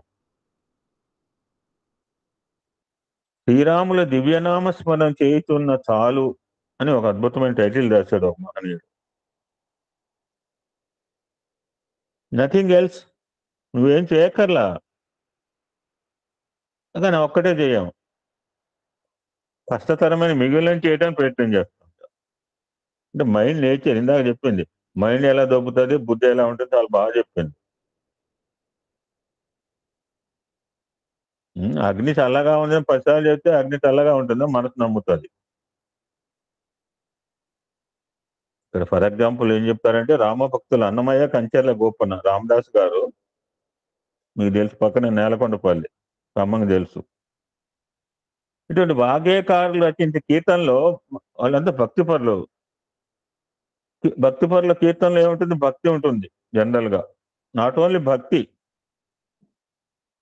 వాళ్ళ కీర్తనలో మనం గమనిస్తే ఇప్పుడు పాడిన దాంట్లో వేదాంతం ఉంటుంది. ఇప్పుడు ఏమి చేతురా లింగాన్ని మన శివరాత్రి రోజు పుష్పలత పాడింది. ఎంత అద్భుతం! అందులో ఎంత తత్వం మనం ఆలకిస్తే ఉంటుంది. అదేదో పాటలాగా వినపోతే గంగ పుట్టకం ఇస్తా అంటే అన్ని కూడా అన్ని ఎంగిలే మనం ఇచ్చేది. ఏం ప్యూర్ ఇస్తామని చెప్పండి. పాపం శబరి కనుక ఎంగిల్ పొలి తీస్తే హాయిగా తిన్నట్ట. ఆ రాముడు తింటుంటే అలా కళ్ళార్పుకొని లక్ష్మణ్ చూస్తాడు. ఎందుకంటే సీతాదేవి పోయిన తర్వాత ఆ విధంగా వాళ్ళ అన్న తిండి ఆ రోజేట. ఎప్పుడేమో ఒక యాపిల్ పెడితే ఒక నాలుగో వంతు ముక్క తినేసి యాపిల్కాయ వదిలిపెట్టేవాట. ఆ రోజుల్లో యాపిల్స్ ఉన్నాయో లేవు నాకు తెలియదు. అంటే సగం తినేవాడు కాదు సీతా వియోగంతో. అంటే ఇలా యాక్షన్ చేయాలి కదా. న్యాయంగా మామూలు ఫుల్ మీల్స్ తినొచ్చు రాముడు. వాళ్ళది డ్రామా. బట్ డ్రామా అంటే కుదరతుగా డ్రామాలో కూడా రియాలిటీ ఉండాలి కదా. అరే పెళ్ళం వెళ్ళిపోయింది, వీడెట్లా తింటున్నాడు అంటే, పెళ్ళం వెళ్ళిపోతే తింటాం లేదా, శుభ్రంగా తినేవాళ్ళు ఉన్నారు. అలాగా వయసు వర్స కూడా. బట్ రాముడు అలా చేయలేదు. సో ఆ విధంగా కీర్తనలో ఎంతో వేదాంతం ఉంటుంది, సామాజిక స్పృహ వెరీ వైటల్. ఉపదేశ రహస్యాలు, తత్వబోధ కూడా దాగి ఉన్నాయి ఆ మహనీయుల కీర్తనలో. ఆ యొక్క నవరత్నమాల కీర్తనలో ఒక కీర్తన ఉంటుందండి. అందులో నవరత్నమాల కీర్తనలు వచ్చిన వాళ్ళు తెలుసు. ఏమంటుంది అంటే, నవరత్న కీర్తనలో ఒక 2 లైన్లు చెప్తారు ఆ మహనీయుడు. శ్రీరాముల దివ్యనామ స్మరణ చేయుతున్న తాలు ఘోరమైన తపములను కోర నేటికి మనసా. This is 2 lines in that Pancharatna కీర్తనలో, నవరత్న కీర్తనలో. పంచరత్నాలు వేరు, నవరత్నాలు వేరు. ఒక ఆయనకి పంచరత్నాలు, త్యాగరాజకం పంచరత్నాలు, వెనుక నవరత్నాలట. శ్రీరాముల దివ్యనామ స్మరణ చేయుచున్న చాలు. స్వామి అని చెప్పండి అంటే నామస్మరణ చేయాలి. తపం లేదు, గిప్పం లేదు. నువ్వు తపస్సు కూడా చేస్తావా అన్నాడు ఒక శ్రీమూర్తితో స్వామి. నీకు తపస్సు కూడానా? నామస్మరణ చేయి చాలు, భగవంతుడు ప్రత్యక్షం అవుతాడు. ఆ విధంగా నామస్మరణ చేస్తూ కూర్చుంటే భగవంతుడు ప్రత్యక్షమైన సందర్భాలు మనం ఎన్నోసార్లు చూసాం, మనం ఎన్నోసార్లు విన్నాం కూడా. ఘోరమైన తపమముల కోర నీటికే మనసా. It's warning to the mind, మనస్సు. ఎందుకంటే మనసుకే వార్నింగ్ ఇవ్వాలా. అంటే what is the essence of the 2 line? ఆ శ్రీరాముడి యొక్క దివ్యమైన నామాన్ని కేవలం స్మరిస్తూ ఉంటే చాలట. చుట్టూతో దీపాలు పెట్టి మధ్యలో కూర్చుని దిష్టంత దీపాలు మీ వెనక నుంచి అంటుకుంటుందా? ఎవడు చేయమన్నాడు ఇటువంటి హఠయోగము? మన ఏమైనా చేయమన్నాడు ఆయన? ఏమి చేయమల్లా. ఇందాక ప్రసాద్ గారితో మాట్లాడినప్పుడు అన్నాడండి, ఆయన నామ సప్తాహంలో ఉన్నట్టు హైదరాబాద్ స్వామి అని కోరింది ఆయన నామాన్ని పంచమండి, కాసు ఖర్చు లేదండి నామస్మరణ చేయడానికి, భజన పోవడానికి. ప్రసాద్ గారితో కఠినమైన తపస్సు చేయాలని కోరడం అక్కర్లేదు. కోరుకోవడం ఎందుకో మనసా అని మనసు వామ్ చేయి, యు మచ్ హెచ్చరించు అని చెప్తున్నాడు మహనీయుడు. కాస్త లోపల తీసుకెళ్తూ ఆయన ఆధ్యాత్మికత అంటే జనరల్గా ఇప్పుడు ఇందాక స్వామి చెప్పింది, ఫోన్లో కూర్చుంటాడు, ఫోన్ రాగానే మొగుడు లేచిపోతాడు ఆ ఫ్యామిలీ మెంబర్లోంచి. 5 కూర్చుంటారు, ఫోన్ రాగానే ఆ కొడుకు లేచిపోతాడు, ఫోన్ రాగానే కూతురు లేచిపోతుంది, ఫోన్ రాగానే కోడలు లేచిపోతుంది. అప్పటిదాకా యూనిట్ ఆ మాట్లాడే ఫోన్ ఏది ఇక్కడ మాట్లాడచ్చుగా, ఎవడు మాట్లాడు, ఆ రూమ్ లో పోయి మాట్లాడుకుంటుంటారు. ఇది క్వైట్ కామన్ నవే డేస్. ఇది 73లో చెప్పారని చెప్పి మా సోదరి మంది తురకేసింది. అంటే ఇప్పుడు 2024 ఇలా ఉంటుందని ఆయనకి 73 అని తెలుసు. అక్కడదాకా కూర్చున్నాడు, నాకు ఫోన్ వస్తే నేను ఓపెన్గా మాట్లాడచ్చుగా, వైసుడేక ఏమిటో నా రూమ్ లోకి వచ్చి ఎందుకు మాట్లాడుకోవాలి అంటే అక్కడ వాళ్ళు వినకూడదు, ఏదో సంథింగ్ ఆ వినేది దాన్ని అక్కడే మాట్లాడచ్చు కదా. అక్కడ నానే కాదు, కుటుంబంలో అందరూ లేదా లేచిపోతారు జనరల్ గా. ఎవరన్నా ఈ కుటుంబంలో లేచిపోతే మంచివాళ్ళే. ఇక్కడ ఆధ్యాత్మికత అంటే జనాలు ఏం చేస్తున్నారంటే బోలే నియమాలు పాటించాలి. నేను అందుకనే చెప్తున్నా, నాకు నియమాలే నేను ఎలా ఉన్నది మిమ్మల్ని ఉండమని చెప్పట్లేదు. యూ మస్ట్ డూ విత్ నామస్మరణ అండి 24 hours. నువ్వు నామస్మరణలో ఉంటే ఏ పూజలో ఏ తపస్సు చేసావో యజ్ఞం అదే యజ్ఞము అదే తపస్సు అండి. But you should feel that నేను నామస్మరణలో ఉన్నాను. మన శివరాత్రిలో 24 గంటలు ఉన్న వాళ్ళు ఉన్నారు, ఖచ్చితంగా ఉన్న వాళ్ళు కళ్ళ ముందే ఉన్నారు. That is perfect Shivaratri. ఇప్పుడు భయ్యన్ పద్మ కావచ్చు, పాదచార్య లాగిన్ 4:30 బిఫోర్ డే. ఎందుకు ఇద్దరు పేర్లు చెప్తుంటే నేను చూశాను కనుక. నేను 5 జాయిన్ అయినా ఆ రోజు. 5 వాళ్ళిద్దరు 4:30 లాగా అయితే మళ్ళా 5 గంటలు. ఎందుకంటే 6 అంతసేపు మాట్లాడిన వాళ్ళు 25 మందికి 6 గంటల దాకా ప్రోగ్రామ్ చేయలేక కాదు, వాళ్ళు అలసిపోయి ఉన్నారని చెప్పి 5కే ముగించాను నేను. ఆధ్యాత్మిక ఏంటంటే బోలే నియమాలు పాటించాలి, అవి చేయాలి, ఇవి చేయాలి, అలా ఉండాలి. ఇలా చెప్పి జనాల్ని నాస్తికత్వం పెంచుతున్నారని చెప్తున్నాడు. ఇలా అని మనం కూడా ఎక్కడెక్కడో విని ఉంటాం. థర్డ్ పార్టీకి చెప్తున్నాడు ఒక మహనీయుడు మనకి వార్నింగ్. ఇలా అని ఎక్కడెక్కడ మీరు విని ఉంటారు. అదిగాక అహంకారం అంటూ ఒకటి ఉండనే ఉంది కదా, అది ఊరకనే ఉండదాయే. తాను ఏమి చేసినా అది 10 మంది ముందుకు చూపించుకోవాలని చూపిస్తుంది నాలాగా. డాంబికాన్ని పొగడ్తలను ఆశిస్తుంది. అందుకనే నేను ఆ సాధన చేస్తున్నాను, ఈ సాధన చేస్తున్నాను, నాకు ఆ అనుభవాలు కలిగాయంటే చాలా మంది సాధకులు మనసు మాయలో పడి ప్రకటిస్తుంటారు అని చెప్తున్నాడు మహనీయుడు. అక్కడితో ఆగాడా? అక్కడితో ఆగితే పర్లేదు, అలా ఆగడు. అలా కాక దైవం ఊరకనే చెప్తుందా? స్వామి ఊరికనే కనపడతాడండి, అదే పని ఆయనకి. ఇలా చెప్పేవాళ్ళు కూడా చాలా మంది ఉన్నారు. దైవం ఊరకనే దక్కుతుందా? అది ఎంతో కష్టమండి. ఎంత తపస్సు చేయాలనుకున్నారు, ఎన్ని కఠోర నియమాలు పాటించాలనుకున్నారు స్వామి ఇంటికి రావాలంటే. ఏమీ లేదు. రామకృష్ణాపూర్లో గుడిసెల్లో ఒక వర్కర్ అండి, వాడు ఎప్పుడు గుడికి రాలేదండి బాబు. వాళ్ళ ఇంట్లో వచ్చి అమృత విభూతి కురిపించాడండి. మనందరికీ తెలిసి ఈ విషయాలు. దేవుడు ఊరుకునే రాడండి, ఎంతో కష్టం అండి, తపస్సు చేయాలండి, అడుగు పోవాలండి, హిమాలయాలు పోవాలండి అని ప్రవచనాలు మనం వినే ఉంటాము. అది అసత్యమే అయినా మనసుకు సత్యంగా వినసొంపుగా అనిపిస్తుంది. చాలా హాయిగా ఉండే చెవులు గిట్టిన మాటలు చెప్తుంటే. డెప్త్ గా చెప్తే ఎవరికి అర్థం కాదు. నేను అంటున్నాడు, మన తెల్లార్లు నిద్రపోయి మూర్తి కాల్ చేసి మైథిలి, మన తెల్లార్లు నిద్రపోలే, మళ్ళీ నేను పొద్దున రుద్రం పెట్టావా అంటున్నాడు. ఆయనే యోగి, ఆయన మాట్లాడితే ఇంకా డెప్త్ గా ఉంటుంది సబ్జెక్ట్. నిన్న తెల్లార్లు కునుకులతో ఉన్న వాళ్ళు మళ్ళీ పొద్దున్నే రుద్రం ఎక్కడం అంటే చాలా డిఫికల్ట్ నిన్న. అందుకే మనసు ఏం చేస్తుంది, అది ఘోరమైన తపస్సు చేయాలని కోరుకుంటుంది. సింపుల్ ఉన్న నామస్మరణ వదిలేసి చేయటం చేతగాక ఎక్కడో చేయలేని ఘోరమైన తపస్సు హిమాలయాలు బొమ్మని, అడవి జంగల్లో బొమ్మని, ఇటువంటి చేయాలని మనసు కోరుకుంటుంది. That's quiet impossible. థింక్ చేస్తుంది, పాజిబుల్ని వదిలేస్తుంది. తపస్సు అంటే తప్పించటం. ఎవరి గురించి తప్పించాలి? భగవంతుని కోసం తప్పించటం. ఇందాక చెప్పింది మైథిలి ఎంత తప్పించిపోయింది అమ్మాయి. ఇప్పుడు విష్ణుప్రియ ఎంత తప్పిస్తోంది. జిఎల్ సరస్వతి ఎంత తప్పిస్తుంది మన కళ్ళ ముందు మాన్యుమెంట్స్ అండి వీళ్ళు. ఎవడో ఆ గ్రంథంలో చెప్తే మీరు చూసారా అంటే నాకు తెలియదు. ఇప్పుడు విష్ణుప్రియ ఎంత తపన ఉందండి ఆ పిల్లకండి. ఇప్పుడు జిఎల్ సరస్వతికి ఎంత తపన ఆవిడకి ఏం అవసరమండి. 304 గ్రామాలు చేసింది. వాళ్ళ అమ్మాయి చెప్పింది మన రాత్రి ఎంతమంది లేరు. మా అమ్మాయి ఎటువంటి క్రిటిగా అడ్డంగా తిరిగిన పిల్లల్ని కూడా కళ్ళమ్మ నీళ్ళు వచ్చిన జిఎల్ సరస్వతి అమ్మాయి మాట్లాడుతుంటే.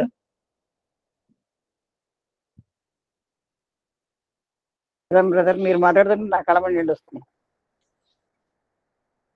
రావాల్సిందే అక్క. రియల్ డివోటీ అంటే ఇది.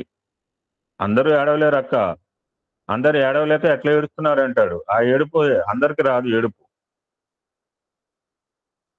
తపస్సు అంటే భగవంతుని కోసం తప్పించడం. క్షణం కూడా ఆయన ఆలోచన తప్ప అన్యమైంది తలచకుండటము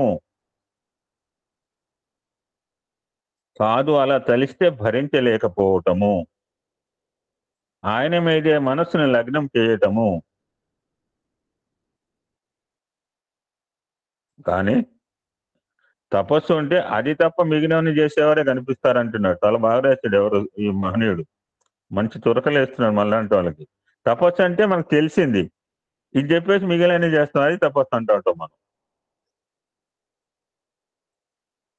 అలాగా నిజానికి అలాగా తప్పించడానికి కూడా ఆయన అనుగ్రహం కావాలమ్మా. అలా తప్పించలేకపోవడం కూడా ఆయన అనుగ్రహమే. ఇందాక చెప్పింది భగవంతుని చివరిలో ఆపేశాను. భగవంతుని దృష్టిలో ఒకటి మీద పక్షపాతం ఒకటి లేని అక్కడ ఆపేసిన పాపం. ఇందాక అహం సత్యబోధక గీతావాక్యం. ఆయనకు పార్షియాలిటీ లేదు. జిఎల్ సరస్వతి ఒకటే, మైథిలి ఒకటే, కోటేశ్వర గారు ఒకటే, లక్ష్మీనారాయణ ఒకటే, ఎల్లమ్మ పుల్లమ్మ ఎవరైనా ఒకటే. ఆయనకి పక్షపాతం ఏం లేదు. అది వేరే సంగతి. అయితే నిరంతరం ఆయన గురించి తప్పించడం తప్ప ఇతర బాహ్యమైన కఠినమైన నియాలను పాటించడానికి మనసు సిద్ధపడుతుంది. ద సింపుల్ లాజిక్ ను వదిలేసి most difficult and complicated thing that cannot be done, that cannot be achieved, that cannot be performed for a long time. The simplest logic 24 గంటలు రామ రామ సాయిరాం సాయిరాం అనుకోవటం ఈజీగాను వదిలేసి కాంప్లికేటెడ్ థింగ్స్, యజ్ఞయాగాదులు చేద్దామా, ఇంకేం చేద్దామా, లేకపోతే ఇతర బాహ్యమైన కఠినమైన నియమాలను పాటించడానికి మనసు సిద్ధపడుతుందని ఒక లాజిక్ చెప్తున్నాడు. పర్ఫెక్ట్. సామాన్యమైనగా రాసింది ఈ టాపిక్. చాలా మంది అదే తపస్సు అని కూడా అనుకుంటుంటారు. నిజానికి అలాంటి నియమాలు ప్రారంభంలో అవసరం కావచ్చేమో, కానీ దీర్ఘకాలం అలాగే ఉండటం అంటే తపస్సు ముందుకు సాగనట్లే. మరి అసలైన తపస్సు అంటే కంక్లూడ్ చేస్తున్నారు టాపిక్. నిత్యం ఆయన ధ్యానంలో గడపడం. మనం తపస్సులో ఉంటున్నాం పొద్దున్నే సాధ్యమైనంత వరకు. వీఆర్ ఆల్ థింకింగ్ అబౌట్ స్వామి. నగ సంకీర్తన అంటున్నాము, భజనలు అంటున్నాము, లెక్కదే చెప్పం అంటున్నాము. ఈ మధ్య ఇందాక ఒక ఆయన పెట్టాడు, చాలా బాగుంది, మంచి మంచి పనులు చేస్తున్నాడు. సాయిరాం భక్తులందరూ మనందరూ సాయంత్రం 4 గంటలు మా దగ్గర ఫ్యామిలీ ఉంది, ఇద్దరు ఉన్నారు, కమలా శ్రీనివాసన్ అని హీరానందిలో. వాళ్ళిద్దరు సాయంత్రం 4 గంటల 5 గంటలు ఇద్దరు కూర్చో భార్యాభర్తలు వంశీ సాయిరాం రాస్తారట. ఎన్ని కుటుంబాల్లో రాస్తున్నారు చెప్పండి. ఒకటి టీవీ చూస్తాడు, ఇంకోటి చేస్తుంటాడు. They are having principle. అన్నం తింటారు, లేస్తారు, పడుకుంటారు, నా ఛాయ్ తాగుతారు. 4 నుంచి 5 ఇద్దరు భార్యాభర్త ఒక 1 అవర్ వంశీ సాయిరాం లిఖితజపం రాస్తారట. ఇప్పుడు ఆయన మొదలుపెట్టాడు. అట్లీస్ట్ మనం 4 గంటల నుంచి 5 గంటల భక్తులు ఓపిక ఉన్న వాళ్ళందరూ సామూహికంగా ఎవరు వాడి ఇళ్లలో రాసుకుందాము. Very very beautiful thing. మరి అసలైన తపస్సు అంటే నిత్యం ఆయన ధ్యానంలో గడపడమే తపస్సు. లెట్ ఇట్ బి అంతర్ముఖము, బహిర్ముఖం, ఏ ముఖమైన పర్ల. అది ఒక్కటి తప్ప ఇంకేం చేయమన్నా మనసు చేస్తుంది. అంటే మనసు నేచర్ ఎంత బాగా చెప్తున్నాడు చూడండి. రామచింతన చేయని చెప్తుంటా. Is very easy. రామ కూర్చున్నప్పుడు రామాను, లేచినప్పుడు రామాను. నాకు అలవాటు రామాను నోటప్పుడు కొత్త పదం వస్తుంది. కుర్చీలో కూర్చున్నప్పుడు రామ అంటాడు, ఇబ్బందిగా కాళ్ళ నొప్పులు కూర్చుంటాడు. ఇబ్బంది ఏమో కాళ్ళ నొప్పులకి, అంటమేమో రామ అంటుంటాం. కొంతమంది లేచినప్పుడు కృష్ణ అంటుంటారు, లేచిన ముసలి. చాలా మంచి హ్యాబిట్. పుక్కిడ పురాణం మనం కొట్టేస్తుంటారు కలియుగం వాళ్ళు. This was revealed by Bhakta Ramdas. నేను చెప్పింది ఎవడో చెప్పింది కాదండి, భక్త రామదాస్ చెప్పిన మాటలు చెప్తున్నాను మీకు. This were related revealed by Bhakta Ramadas గారు చెప్తున్నారు. చూడండి, ఓ మనసా వినవే, శ్రీరాముల దివ్యనామ స్మరణ చేయుచున్న చాలు. పావనమైన ఆ శ్రీరాముని దివ్యనామాన్ని నిత్యం స్మరిస్తూ ఉండవే, అది చాలే. ఎంత గట్టిగా గడిపెడుతున్నాడు చూడండి. పావనమైన ఆ శ్రీరాముని దివ్యనామాన్ని నిత్యం చల్ రే మన్ చల్ రే మన్ చల్ రే మన్ తూ ప్రశాంతి నిలయ చల్ పుట్. ఏ బుద్ధి లేని మనసు, ఎందుకంటే ఎక్కడ జరుగుతుందో చెప్పింది. సందులు గొంతులు మా సోదరిమని పాడింది, చక్కగా చెప్పాడు శివరాత్రి రోజు. వాళ్ళ అమ్మాయి రాత్రిపూట పాడింది మంచిగా, రాత్రిపూట అమ్మాయి జ్యోతి ఎల్లారు పాడింది, సేమ్ రిపీట్ చేసింది. అటువంటి పరమం పావనమైన శ్రీరాముని దివ్య నామాన్ని నిత్యం స్మరిస్తూ ఉండవే, అది చాలే. కఠినమైన నియమాలు కోరటం ఎందుకే అని వాన్ చేస్తున్నాడు భక్త రామదాస్ గారండి. కొంచెం ఘాటుగా ఉంది టాపిక్, కాస్త ఈజియెస్ట్ మ్యాటర్లోకి వెళ్దాం. మనకు చిన్నప్పుడు ఒక పద్యం చెప్పారు, శ్రీరాముని దయచేతను, ఏదో నాకైతే రాదు, ఒక్క మాట అయితే పట్టుకున్నా. ఎవరైనా పాతకాలం వాళ్ళు చెప్పండి. శ్రీరాముని దయచేత అనేవాళ్ళు పూర్వకాలం చిన్నప్పుడు. శ్రీరాముని దయచేతను నారుడిగ సకల జను ఔరాయనగా, అంతవరకునే గుర్తుందండి. సాయిరాం. ధారాళమైన నేతలు నోరోరగ చెవులు బుట్ట నుడివెద సుమతి. సాయిరాం. రాముని దయ ఎంత బ్యూటిఫుల్ సార్. రాముని దయ ఎటువంటిదని ఒక అద్భుతమైన టాపిక్ ఒక ఆయన రాశాడండి. సకల గుణాభిరాముడు అండి రామచంద్రమూర్తి అంటే. రామ ఓ శ్రీరామ అంటే దానితో బాధల్ని ఈడేరుతాయి అంటున్నాడు.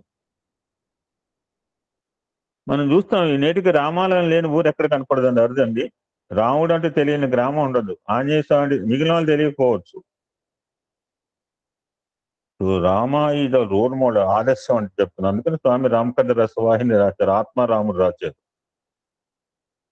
ఆయన జీవితం మనకు సందేశం అనేది ప్రతి ఒక్కరూ గమనించవలసింది అంటున్నాడు. అటువంటి శ్రీరామచంద్రమూర్తి అరణ్యవాసంలో ఎందరినో కరుణించి పుణ్యలోకాలు ప్రాప్తి కలిగించాడు. నేనెవరో ఈ త్రిగుణాల గురించి చెప్తూ సోదరి మనకు శంకర సరస్వతి కావచ్చు, అహల్య టాపిక్ కూడా తీసుకొచ్చింది.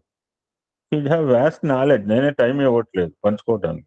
కట్ చేసిన ఎక్కడిగా 30 నిమిషాలు ఏం చెప్తారండి, నేను కుదుర్చుకుంటున్నా 30 నిమిషాలకి. అహల్యకు శాప విమోచన కూడా కలిగించాడు. అహల్యకు ఉన్న గుణం గురించి తను బాగా చెప్పింది మనం.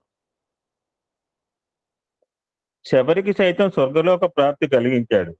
ఇక్కడ ఒక మాట అన్నాడు, చాలా ఆనందం బాబు. శబరి నవవిధ భక్తి మార్గాలు అంటారు అంటే అనే ఉండాలి. ప్రహ్లాద్ ఈయనకంటే ముందువాడే కావచ్చు, రావణ్ కంటే ముందువాడే కావచ్చు. అవునా సార్? లాజికల్లీ ప్రహ్లాద్ ముందువాడండి రావణుడి కంటే.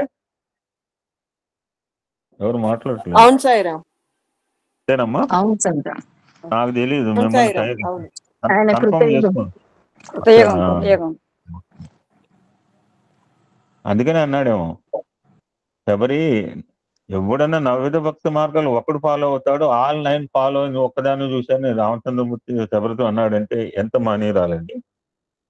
ఆటవిక స్త్రీ, చదువు లేదు, సంజయ్ లేదు, నాకు ఏం మాట్లాడాలో తెలియదు, నాకు చదువు లేదు, నాకు సంస్కారం లేదు అంటది.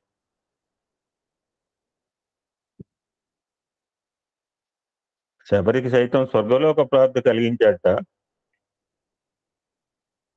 అందుకు నిదర్శనం సీతాన్వేషం చేస్తున్నప్పుడు జటాయుని చూడటం, రెక్కలు విరిగి దీనస్థితిలో పునఃవిప్పుడుతూ ఉండటం జరిగింది.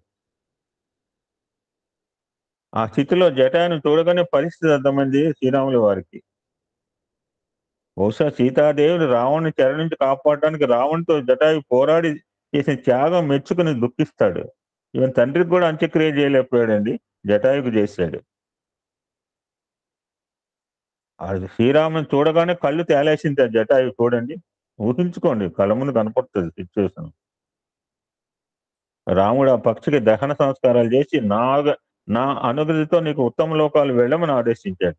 ఎస్ యు గో టు స్వర్గం చెప్పాడు, కమాండ్ ఇచ్చాడు. ఆ విధంగా శ్రీరాముని కరుణ వల్ల జటాయుకు పుణ్యలోకం ప్రాప్తించింది.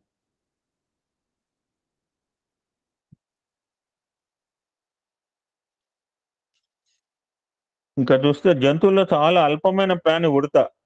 ఇందు మన టాపిక్ ఏంటంటే రాముని దయ కదా. అటువంటి ఉడత కూడా వంతెన కట్టే సమయంలో తన వంతు బాధ్యతగా సహాయపడిందని అంటారు. లంకా నగరానికి సముద్రం మీద వారధి నిర్మిస్తున్నప్పుడు వానరులు రాళ్లు రప్పలు తెచ్చి వారధి నిర్మాణానికి పూనుకున్నారట. ఎవరికి చేతనైన సహాయం వారు చేస్తున్నారు. ఆ వానరులు చిన్న చిన్న వానరులు కూడా తమ చేతనే సహాయం చేస్తున్నారు. అప్పుడు ఒక ఉడత ఇదంతా గమనించి తన వంతు సహాయం చేయాలని అక్కడి నుంచి వచ్చింది ఉడతా భక్తిగా మనం అనుకుంటాం, అనక్కర్లేదు.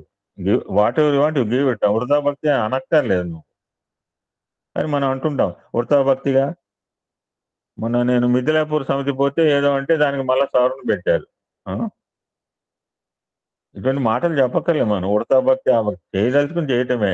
ఆయనకి ఉడతా భక్తి నేనేం చెప్పాను, 50 రూపాయలు ఒక Kothagudem old age home person పంపిస్తే సత్యసాయి సెంట్రల్ ట్రస్ట్ వారు స్టాంపు రిసిప్ట్ పంపించి స్వామి విభూతి, ఆయన 50 కోట్లు పంపించాడా, 500 కోట్లు లేదు 50 లక్షలు పంపించాడా ఓల్డ్ ఏజ్ హోమ్ పర్సన్.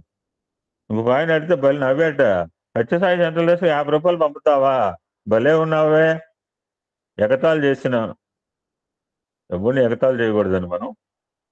అతని మనసుకి 50 రూపాయలు అతను is old age home person staying in the old age home 50 రూపాయలు ఇవ్వడం గొప్ప అండి. మన భక్తి చూస్తాం కనుక ఇది ఉడత భక్త లేకపోతే మర్కట భక్త లేకపోతే ఇంకే భక్తి చూడు. మనకు భక్తి కనుక జంతువు దాని ముందు జంతువు చూడు, ఏనుగు భక్త లేకపోతే ఆ యొక్క పర్సనాలిటీ చూడు. మనం చేసేదాన్ని భక్తితో చేసుకున్నాడా చూస్తాడు. చిన్న బాణాలు చేస్తున్న పని తదేకంగా గమనించి తన అల్పతత్వాన్ని లెక్క చేయక తాను ఇసుకలో దొర్లి తన వంటికి అంటుకున్న ఇసుక రేణువులను వారధి కట్టే చోట దులుపుతూ సముద్రంలో వేచింది. అది పదే పదే అటు ఇటు తిరుగుతూ తన చేతన సహాయం చేసింది. ఉడత చేస్తున్న ఆ పనిని పరిశీలనగా చూస్తున్న శ్రీరాముడి మనసు ద్రవించి ఉడతను చేతిలోకి తీసుకుని దాని వీపుపై ప్రేమగా నిమిరాడని దానికి గుర్తుగా ఉడత వీపుపై 3 చారలు నీటికి ఉన్నాయని శాస్త్రం చెప్తోంది.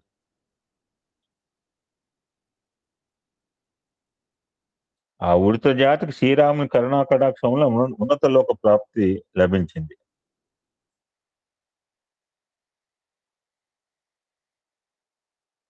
రామాయణం సత్యసాయి సేవా సంస్థలు మనం ఉన్నా మనం లేకున్నా, మనం భజన చేసినా మన భజన చేయకపోయినా, మన బాలవిగా చెప్పినా చెప్పకపోయినా, మనం ఇంట్లో కూర్చున్న ఆచందరకం సత్యసాయి సేవా సంస్థ దేదీప్యమానంగా వెలుగుతాయండి. వెళ్ళకపోతే లోటు మనకి. గుడికి వెళ్ళకపోతే రాముడికి ఏం కాదు, మనకి. రామాయణం ఈ జగత్తు ఉన్నంత వరకు, శ్రీరాముని కథను జనులు చదివినంత వరకు మనం వాదనలు గుర్తు చేసుకోకుండా ఉండలేం. అనామకంగా అడవుల్లో సంచరించే వానవులకు శ్రీరాముని కరుణా కటాక్షం వలన ఈ అదృష్టం కలిగింది.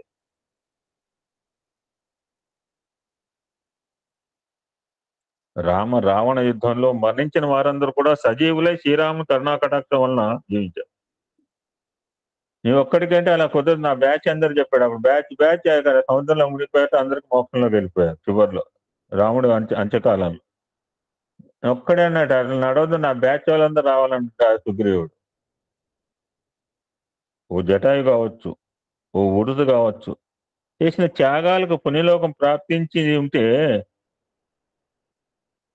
అన్నీ తెలిసిన మానవులకు ఆ శ్రీరాముని నామోచ్చారణ స్వర్గలోక ప్రాప్తి కలుగుతుందని అవసాన దశలోనే కాకుండా రిటైర్ అయిన తర్వాత మిగిలిన టైరే. ఇప్పటి నుంచి ఎందుకండి, మంచిగా సంపాదించుకోనండి, లక్షలు బ్యాంక్ బ్యాలెన్స్ పెట్టనండి. 60 సంవత్సరాలు రిటైర్ అయిపోయి దిగిపోయిన తర్వాత నీకు శరీరంలో ఏముంటది? ఇప్పుడంటే మళ్ళీ ఉద్యోగాలు చేస్తుంది, దట్స్ డిఫరెంట్. రిటైర్ అయిన తర్వాత మనకు మిగిలేది టైరే. టైర్ అంటే సైకిల్ టైర్ కాదు, టీవై టైర్, అలసట. ఏం పోతామండి, ఇంత తింటాం, టీవీ ముందు కూర్చుంటామని. ఇంత తినే టీవీ ముందు కూర్చోడానికి అయితే ఓపిక ఉంటుంది. భజన పోవటం కుదరదు, బాల ఇంకెక్కడే పోవటం కుదరదు. So we should not post. అవసాన దశలో రమ్మంటే రామ మాట రామ, ఇప్పటి నుంచి రామ రామ అంటే ప్రాణం ఊపిరి పోయేటప్పుడు రామ గుర్తుకొస్తుంది. మా నాన్నగారు చెప్తుంటారు, ఎప్పుడు ఓంకారం అంటుండాలి లక్ష్మీనారాయణ, అప్పుడు ఓంకారం మనం మర్చిపోలేం. ఎస్, నేను వీడెవరో మైథిలి తెలియదండి, కొత్త మైథిలి పతే మా దగ్గర మైథిలి ఉంది. మేము పాటసారి మన ఫ్రైడే గ్రూప్ లో కదా. అవును సార్, లేదు. సాయం సార్. ఉన్నాడు, మా ఫ్రెండ్ ఉన్నాడు. నాకు ఎవడో ఒకటి ఆమోద ముద్ర వేయాలి, ఎందుకంటే మిగిలిన వాళ్ళకి తెలియదు కదా పాటసారి. చాలా పెక్యులర్ గా పాడుతుంది మైథిలి. ఈ ఖమ్మం మైథిలి, హైదరాబాద్ మైథిలి చాలా పెక్యులర్ పాడుతుంది. మా నగర సంగీతనాడు భజనలు కూడా నేను ఎప్పుడు కూడా నా అక్షింతలు వేస్తూనే ఉంటా అమ్మాయికి కదా పాటసారి. అవును సార్, సాయిరామ్. ఆ విధంగా ఏదో అవసాన దశలో చేద్దామంటే నడవదు బిజినెస్. అవసాన దశలో కాకుండా ప్రతినిత్యము శ్రీరామ జయ రామ జయ జయ రామ, శ్రీరామ జయ రామ జయ జయ రామ, శ్రీరామ జయ రామ అని శ్రీరామనామ జపం చేయవే ఓ మనసా. అలా గనక జపం చేస్తే రామనామం వలన శ్రీరాముని కరుణా కటాక్షానికి ప్రతి ఒక్కరూ పాత్రులు కావచ్చు అని ఇంకొక మహనీయుడు చెప్పాడండి. చూద్దాం, ఇంకొకటి టాపిక్ ఉంది. Continue it another 5 minutes. Okay sir, చేయండి సార్. అయిపోద్దాం, ఇక్కడికి ఫుల్ స్టాప్ పెట్టచ్చు. ఇది కూడా రాముడు సంబంధించింది. చాలా మంది కలిగే సందేహం ఇది, సాయి భక్తులకు కూడా. 30 సార్లు పుట్టపర్తి పోయానే, 20 సంవత్సరాలు బట్టి బాలవికాస్ చెప్తున్నానండి. ఎన్నో గ్రామ సేవలో పాల్గొన్నాను. 1000 మంది, నేనైతే 1000 మంది బాల వికాస్ పిల్లలు చూశాను చెప్తున్నాను, ఎక్కడ గొప్పగా టమ్ కొట్టుకోవడానికి. మరి దేవుడు నా కోరికలు ఎందుకు తీర్చటం లేదు? అద్భుతమైన టాపిక్. ఇందులో కూడా రాముడి గురించి ప్రస్తావన, అందుకనే ఈ దగ్గర 2 నెలలు బట్టి దాచిపెట్టాను. Now I'm revealing this is last episode. ఇప్పుడుకండి ఆల్మోస్ట్ ఫుల్ స్టాప్. రామాయణం అంటే రామాయణం ఫుల్ స్టాప్. మనం ఎవరైనా కామాలే కానీ ప్రస్తుతానికి నేను అనుకున్న సబ్జెక్టు ఒక 40 రోజులు చెప్పే అవకాశం కలిగింది. మంది గొప్పతనం కాదండి భారతీయ సంస్కృతి. మనకంటే ముందు కూడా ఎంతో మన తాతలు తండ్రులు మన ముగ్గురు చెప్తారు. ఎవరో అన్నారు సారు, రాముడి వంశం అంటే సారు ఎవరు కొడిస్తారు రోజు, రాముడి వంశం అంటే చెప్తాం. మన వంశం కూడా ఉందిగా, మనకు తెలియదు, పేర్లు తెలియదు. ఏదో మా నాయన కార్యక్రమం రేపు వస్తుంది అని 3 పేర్లు, శ్రీనివాస్ శర్మ, సుబ్బేర 3 పేర్లు అయితే రాసుకున్న కాగితంలో. వాళ్ళకంటే ముందు వాళ్ళు చాలా మంది ఉన్నారు. మన గొప్పతనం కాదు, మన పుట్టక ముందే సృష్టి ఉంది, మనం పోయాక కూడా ఉంటుంది. ఇక్కడ అసలు ఏం జరుగుతుందో తెలియదు. పెరిగిన వాతావరణం నుంచి భగవంతుడు అంటే ఏమిటో నేర్చుకోలేదు. నేర్పింది విన్నది మాత్రం ఒకటే, కోరిన కోరికలు దేవుడు తీరుస్తాడు. తిరుపతి పోయే వాళ్ళందరికీ ఈ మాట తెలుసండి. గోవిందా గోవిందా అన్ని గంటల సేపు లైన్లో, ఎందుకంటే ఆపద మొక్కుల వాడ ఓ వెంకటేశ, కోరిన కోరికలు దేవుడు తీరుస్తాడని మాత్రం మనందరికి తెలుసు. ఇదొక్కటి మాత్రం నేర్చుకున్నాం. అందుకోసం ఎంతమంది దేవుళ్ళైనా మారుస్తాం మనం, ఎన్ని మతాలు మారుతామో మనకే తెలియదు. చివరి తీరాల్సిన మాత్రం మన కోరిక మాత్రం. అద్భుతంగా రాశాడు. ఇక్కడ కూడా రాముని ఆదర్శంగా చూపిస్తాడండి. అందుకనే ఐ సెలెక్టెడ్ ఇస్తాను. ఎక్కడి నుంచి ఇక్కడికి ఎలా వచ్చామో ఎందుకో వచ్చామో తెలియదు. చివరికి మంది అనుకునే దేహం కూడా మన చేతిలో ఉండదు. మొన్న ఎవరో 2500 రకాల శాఖలు పెట్టేట భోజనం. ఆహారం ఎంత నచ్చినా కొంతే తినగలం. ఇది అందరికీ మనకు తెలుసు కదండి, ఎంత బాగుంటే ఉంది. మా సోదరిమని అయితే 3 స్పూన్లతో ఎలా 3 స్పూన్లతో ఎలా తృప్తి అవుతుందో నాకు తెలియట్లేదు. మేము 30 మేసినా మాకు సరిపోవట్లా. 2500 డిషెస్ పెడితే ఏం తింటామండి అందులో మనం? ఆహారం ఎంత నచ్చినా కొంతే తినగలం, మలమూత్రాలు వస్తేనే వెళ్ళగలం. మనం తినే ఆహారం శక్తిగా ఎలా మారుతుందో నిన్న బాగా చెప్పాడు మా Murthy. Rudram is scientific, Vishnu Sahasranamam is scientific thing. అందుకనే sir is scientist. D S Sastri గారు వర్క్డ్ యాజ్ ఎ సైంటిస్ట్. మీకు చెప్పానో లేదు, మర్చిపోయారు. He worked as a scientist. అందుకనే ఆయనగా ఫిజికల్ సైన్స్ అని చెప్తుంటాడు. Not only physical science, gynaecology కూడా చెప్తుంటాడు. ఒకసారి వినండి, రుద్రం సత్సంగం ఇచ్చేయకండి. ఆయన చెప్పే సైన్స్, ఫిజికల్ సైన్స్ ఎక్కడ మనకు తెలియదు. గైనకాలజీ కూడా అంత బాగా మన మా సోదరిమని చెప్పింది, లోపల అండం పిండం ఎలా జరుగుతుంది. మనం తినే ఆహారం శక్తిగా ఎలా మారుతుందో, శక్తిగా మారగా మిగిలిన నీరు ఆహారం విసర్జన ఎలా మారుతుందో తెలియదు. ఫైనల్ గా మొత్తంగా మనకేం తెలియదు. ఏం తెలియకపోయినా మాత్రం తెలిసినట్టు తెలుసు అనుకుంటాం. నాలాగా కాస్త విశాలంగా ఆలోచిస్తే ఇవన్నీ మనకు అర్థం అవుతాయి. Now he taking Rama example. మన బాడీ తత్వం అర్థం కావాలంటే ఈ ఎగ్జాంపుల్ చెప్తున్నాడు మహనీయుడు.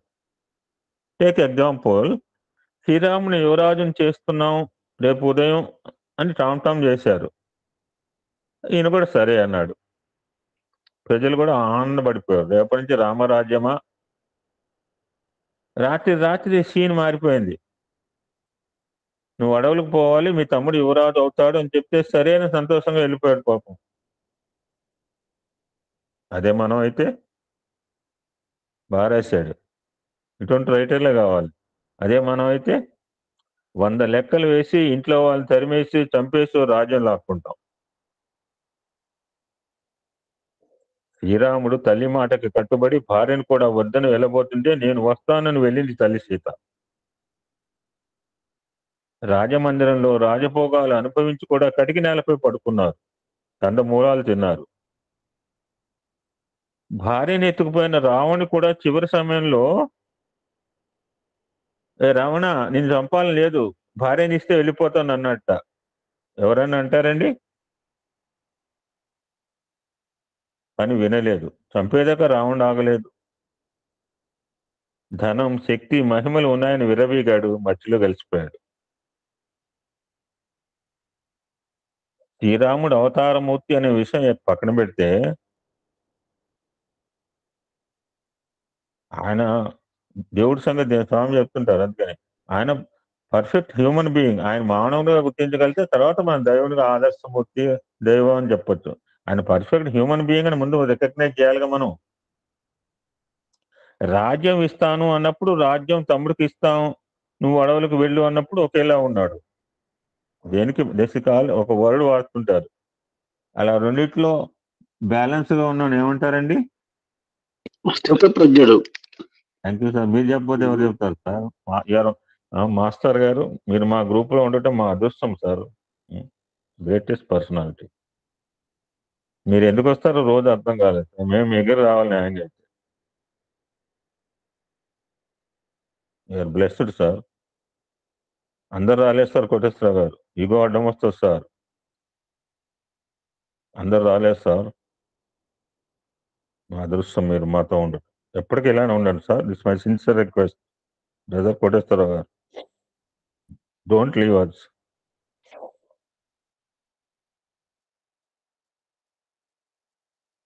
రాజ్యం తమ్ముడికి ఇస్తాను, నువ్వు అడవులకు వెళ్ళు అన్నప్పుడు కూడా ఒకేలా ఉంది. దేనికి బాధపడలేదు. ఎట్లా ఏడుస్తావంటే ఏడ్చే వాళ్ళకి తెలుస్తుంది. అందరూ ఏడవలేక ఏడుస్తారు. మా సోదరు కూడా ఎన్నిసార్లు నాకు నేనే అంటే నాకంటే ఎక్కువ ఏడుస్తున్నాను మా సార్. నిజం సార్. మొన్న గానాల అన్నపూర్ణ ఏడ్చేసింది సార్ మొన్న అమ్మాయి మాట్లాడమంటే. మనమే సార్ ఏడిచ్చేది. నీకు ఎలా ఏడిపోతుంది అన్నట్టు సాయిబాబా ఆయన పేరు గల ఆయన ఒక ఆయన మా దగ్గర ఖమ్మం జిల్లా కొత్తగూడ. ఈ సినిమా యాక్టర్లు కళ్ళలో గ్లెజర్ని పెట్టుకుంటామండి ఆడవటానికి.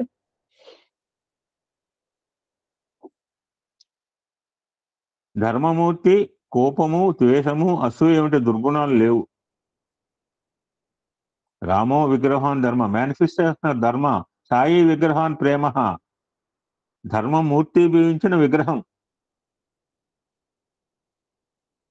అందువల్ల శ్రీరాముడిని విశ్వం లేక పరమాత్మ ఎన్నుకున్నాడు. చెడు సంహారం చేయాలంటే పూర్తి ధర్మస్వరూపుడే కావాలట. గొప్పగా చెప్పుకున్న ఎవరైనా కోరికలను త్యజించి ఎన్నో త్యాగాలు చేసి సామాన్యంగా బతికినవారు.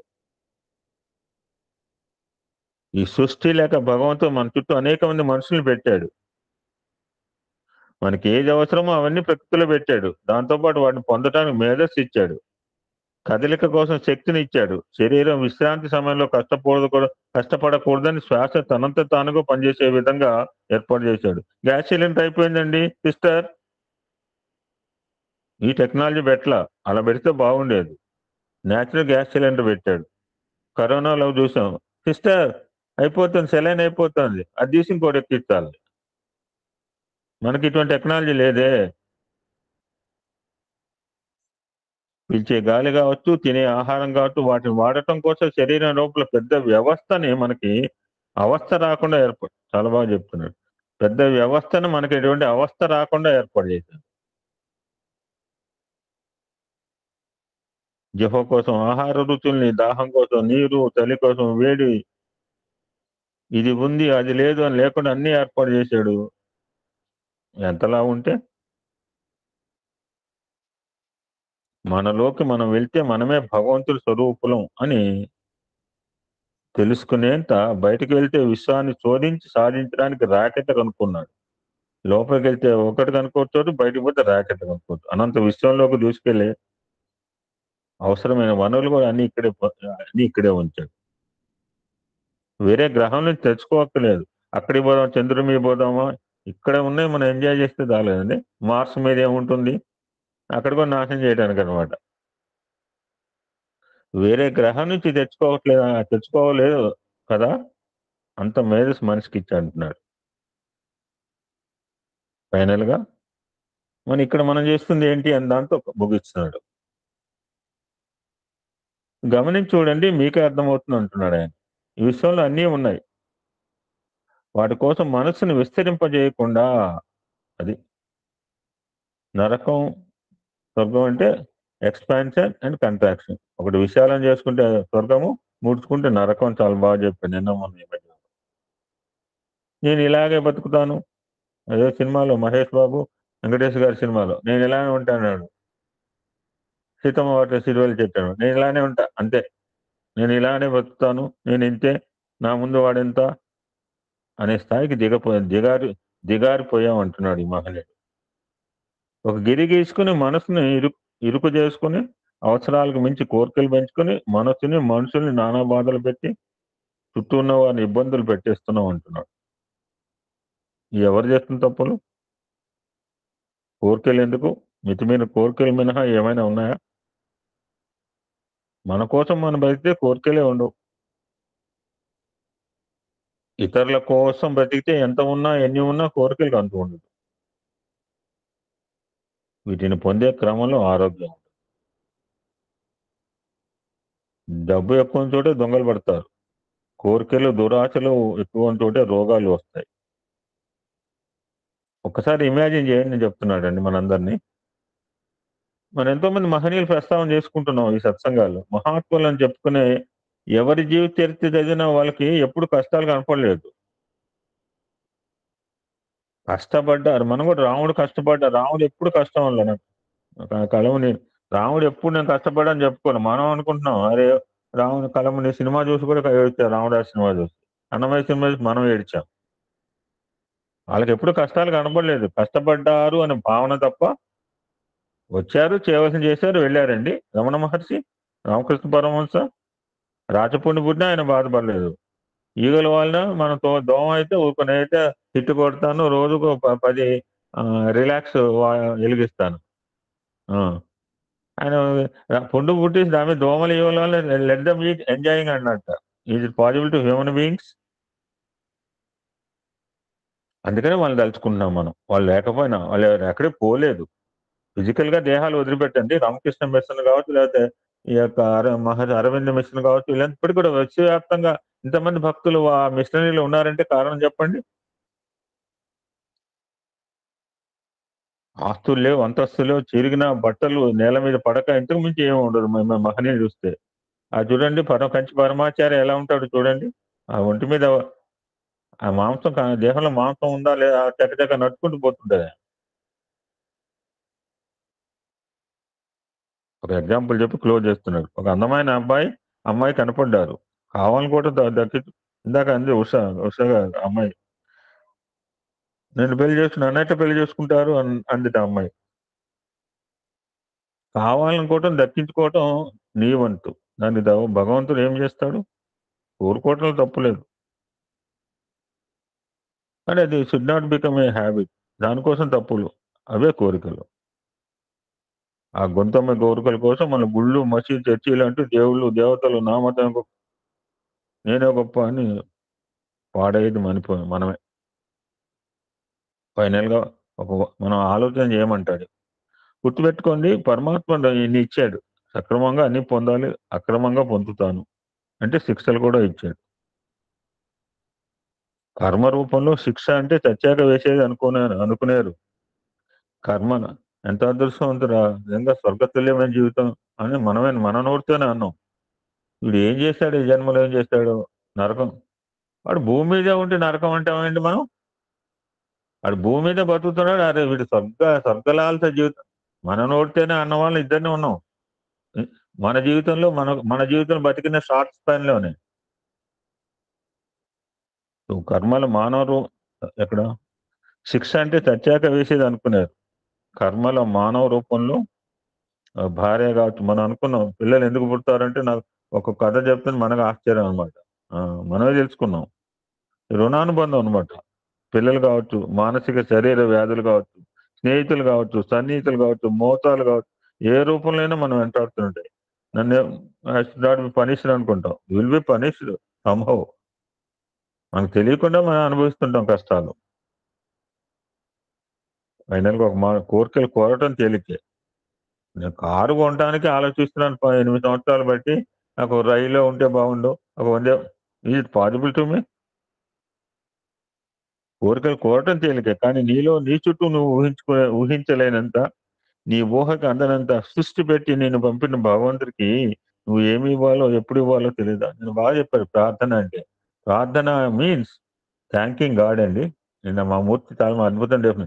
నేను ఎప్పుడేం చెప్తాను, మేము ప్రేయర్కి వెళ్తున్నాము, భజనకి వెళ్తున్నాము అంటే థ్యాంకింగ్ గాడ్. ఇప్పటికి ఇచ్చిన వాటికి, మనిషిగా పుట్టించాడు, అమ్మా నాన్న ఉన్నాడు, సకల అవయవాలు ఉన్నవి, ఏమి లేదు, ఏమి లోటు లేకుండా ఇచ్చాడు, సకల చదువు ఇచ్చాడు, కుటుంబం ఇచ్చాడు, పిల్లలు ఇచ్చాడు, ₹4 జేబులో ఇచ్చాడు. ఇవన్నీ ఇచ్చినందుకు థ్యాంక్స్ చెప్పడానికి మనం హెడ్కోడు. సో ప్రార్థన మీన్స్ థ్యాంకింగ్ గాడ్ అండి. ప్రార్థన అంటే యాక్చువల్ మీనింగ్ లాస్ట్ వర్డ్ ప్రకృష్టమైన అర్థన. అర్థన మీన్స్ బెగ్గింగ్. ఇంకేం అడుకుంటాం? సరే అర్థిస్తామా? అడిగితే ఎట్లుండాలి? నల్లబొగ్గు అడగదు, ఆయన డైమండ్ ఇవ్వడానికి రెడీగా ఉన్నాడు. డైమండ్ కూడా కాదు, మా మూర్తి గారు కూడా ఉన్నారు, బాగా చెప్పాడు తెల్లవారుజామున. శివరాత్రి సందేశం అంటే డైమైండ్ ఇట, చాలా బాగా చెప్పాడు ఎర్లీ అవర్స్. ఆ టైంలో ఎవడు సత్సంగా వినేదండి. ఈ గ్రూప్కే అన్ని చెందుతాయి. ఎవడన్నా మీ గ్రూపులో ఆలోచించండి, ఎవడన్నా 2ంటికి 3:30కి సందేశాలు చెప్పిన వాళ్ళు ఉన్నారా అండి ఎవరన్నా? We cannot find it any place నాకు తెలిసినంత వరకు. తెల్లవారుజామున 2ంటికి 3ంటికి మాట్లాడతాం. Swami is watching, he's guiding, is our కర్త కర్మ క్రియ. నిన్న మా సోదరి అనంది, నా బ్యాక్ బోన్ అంటే చాలా తప్పుగా మాట్లాడు. నాట్ ఓన్లీ బ్యాక్ బోన్, మా హృదయవాసి, మన కణకణాల్లో స్వామి ఉన్నాడు.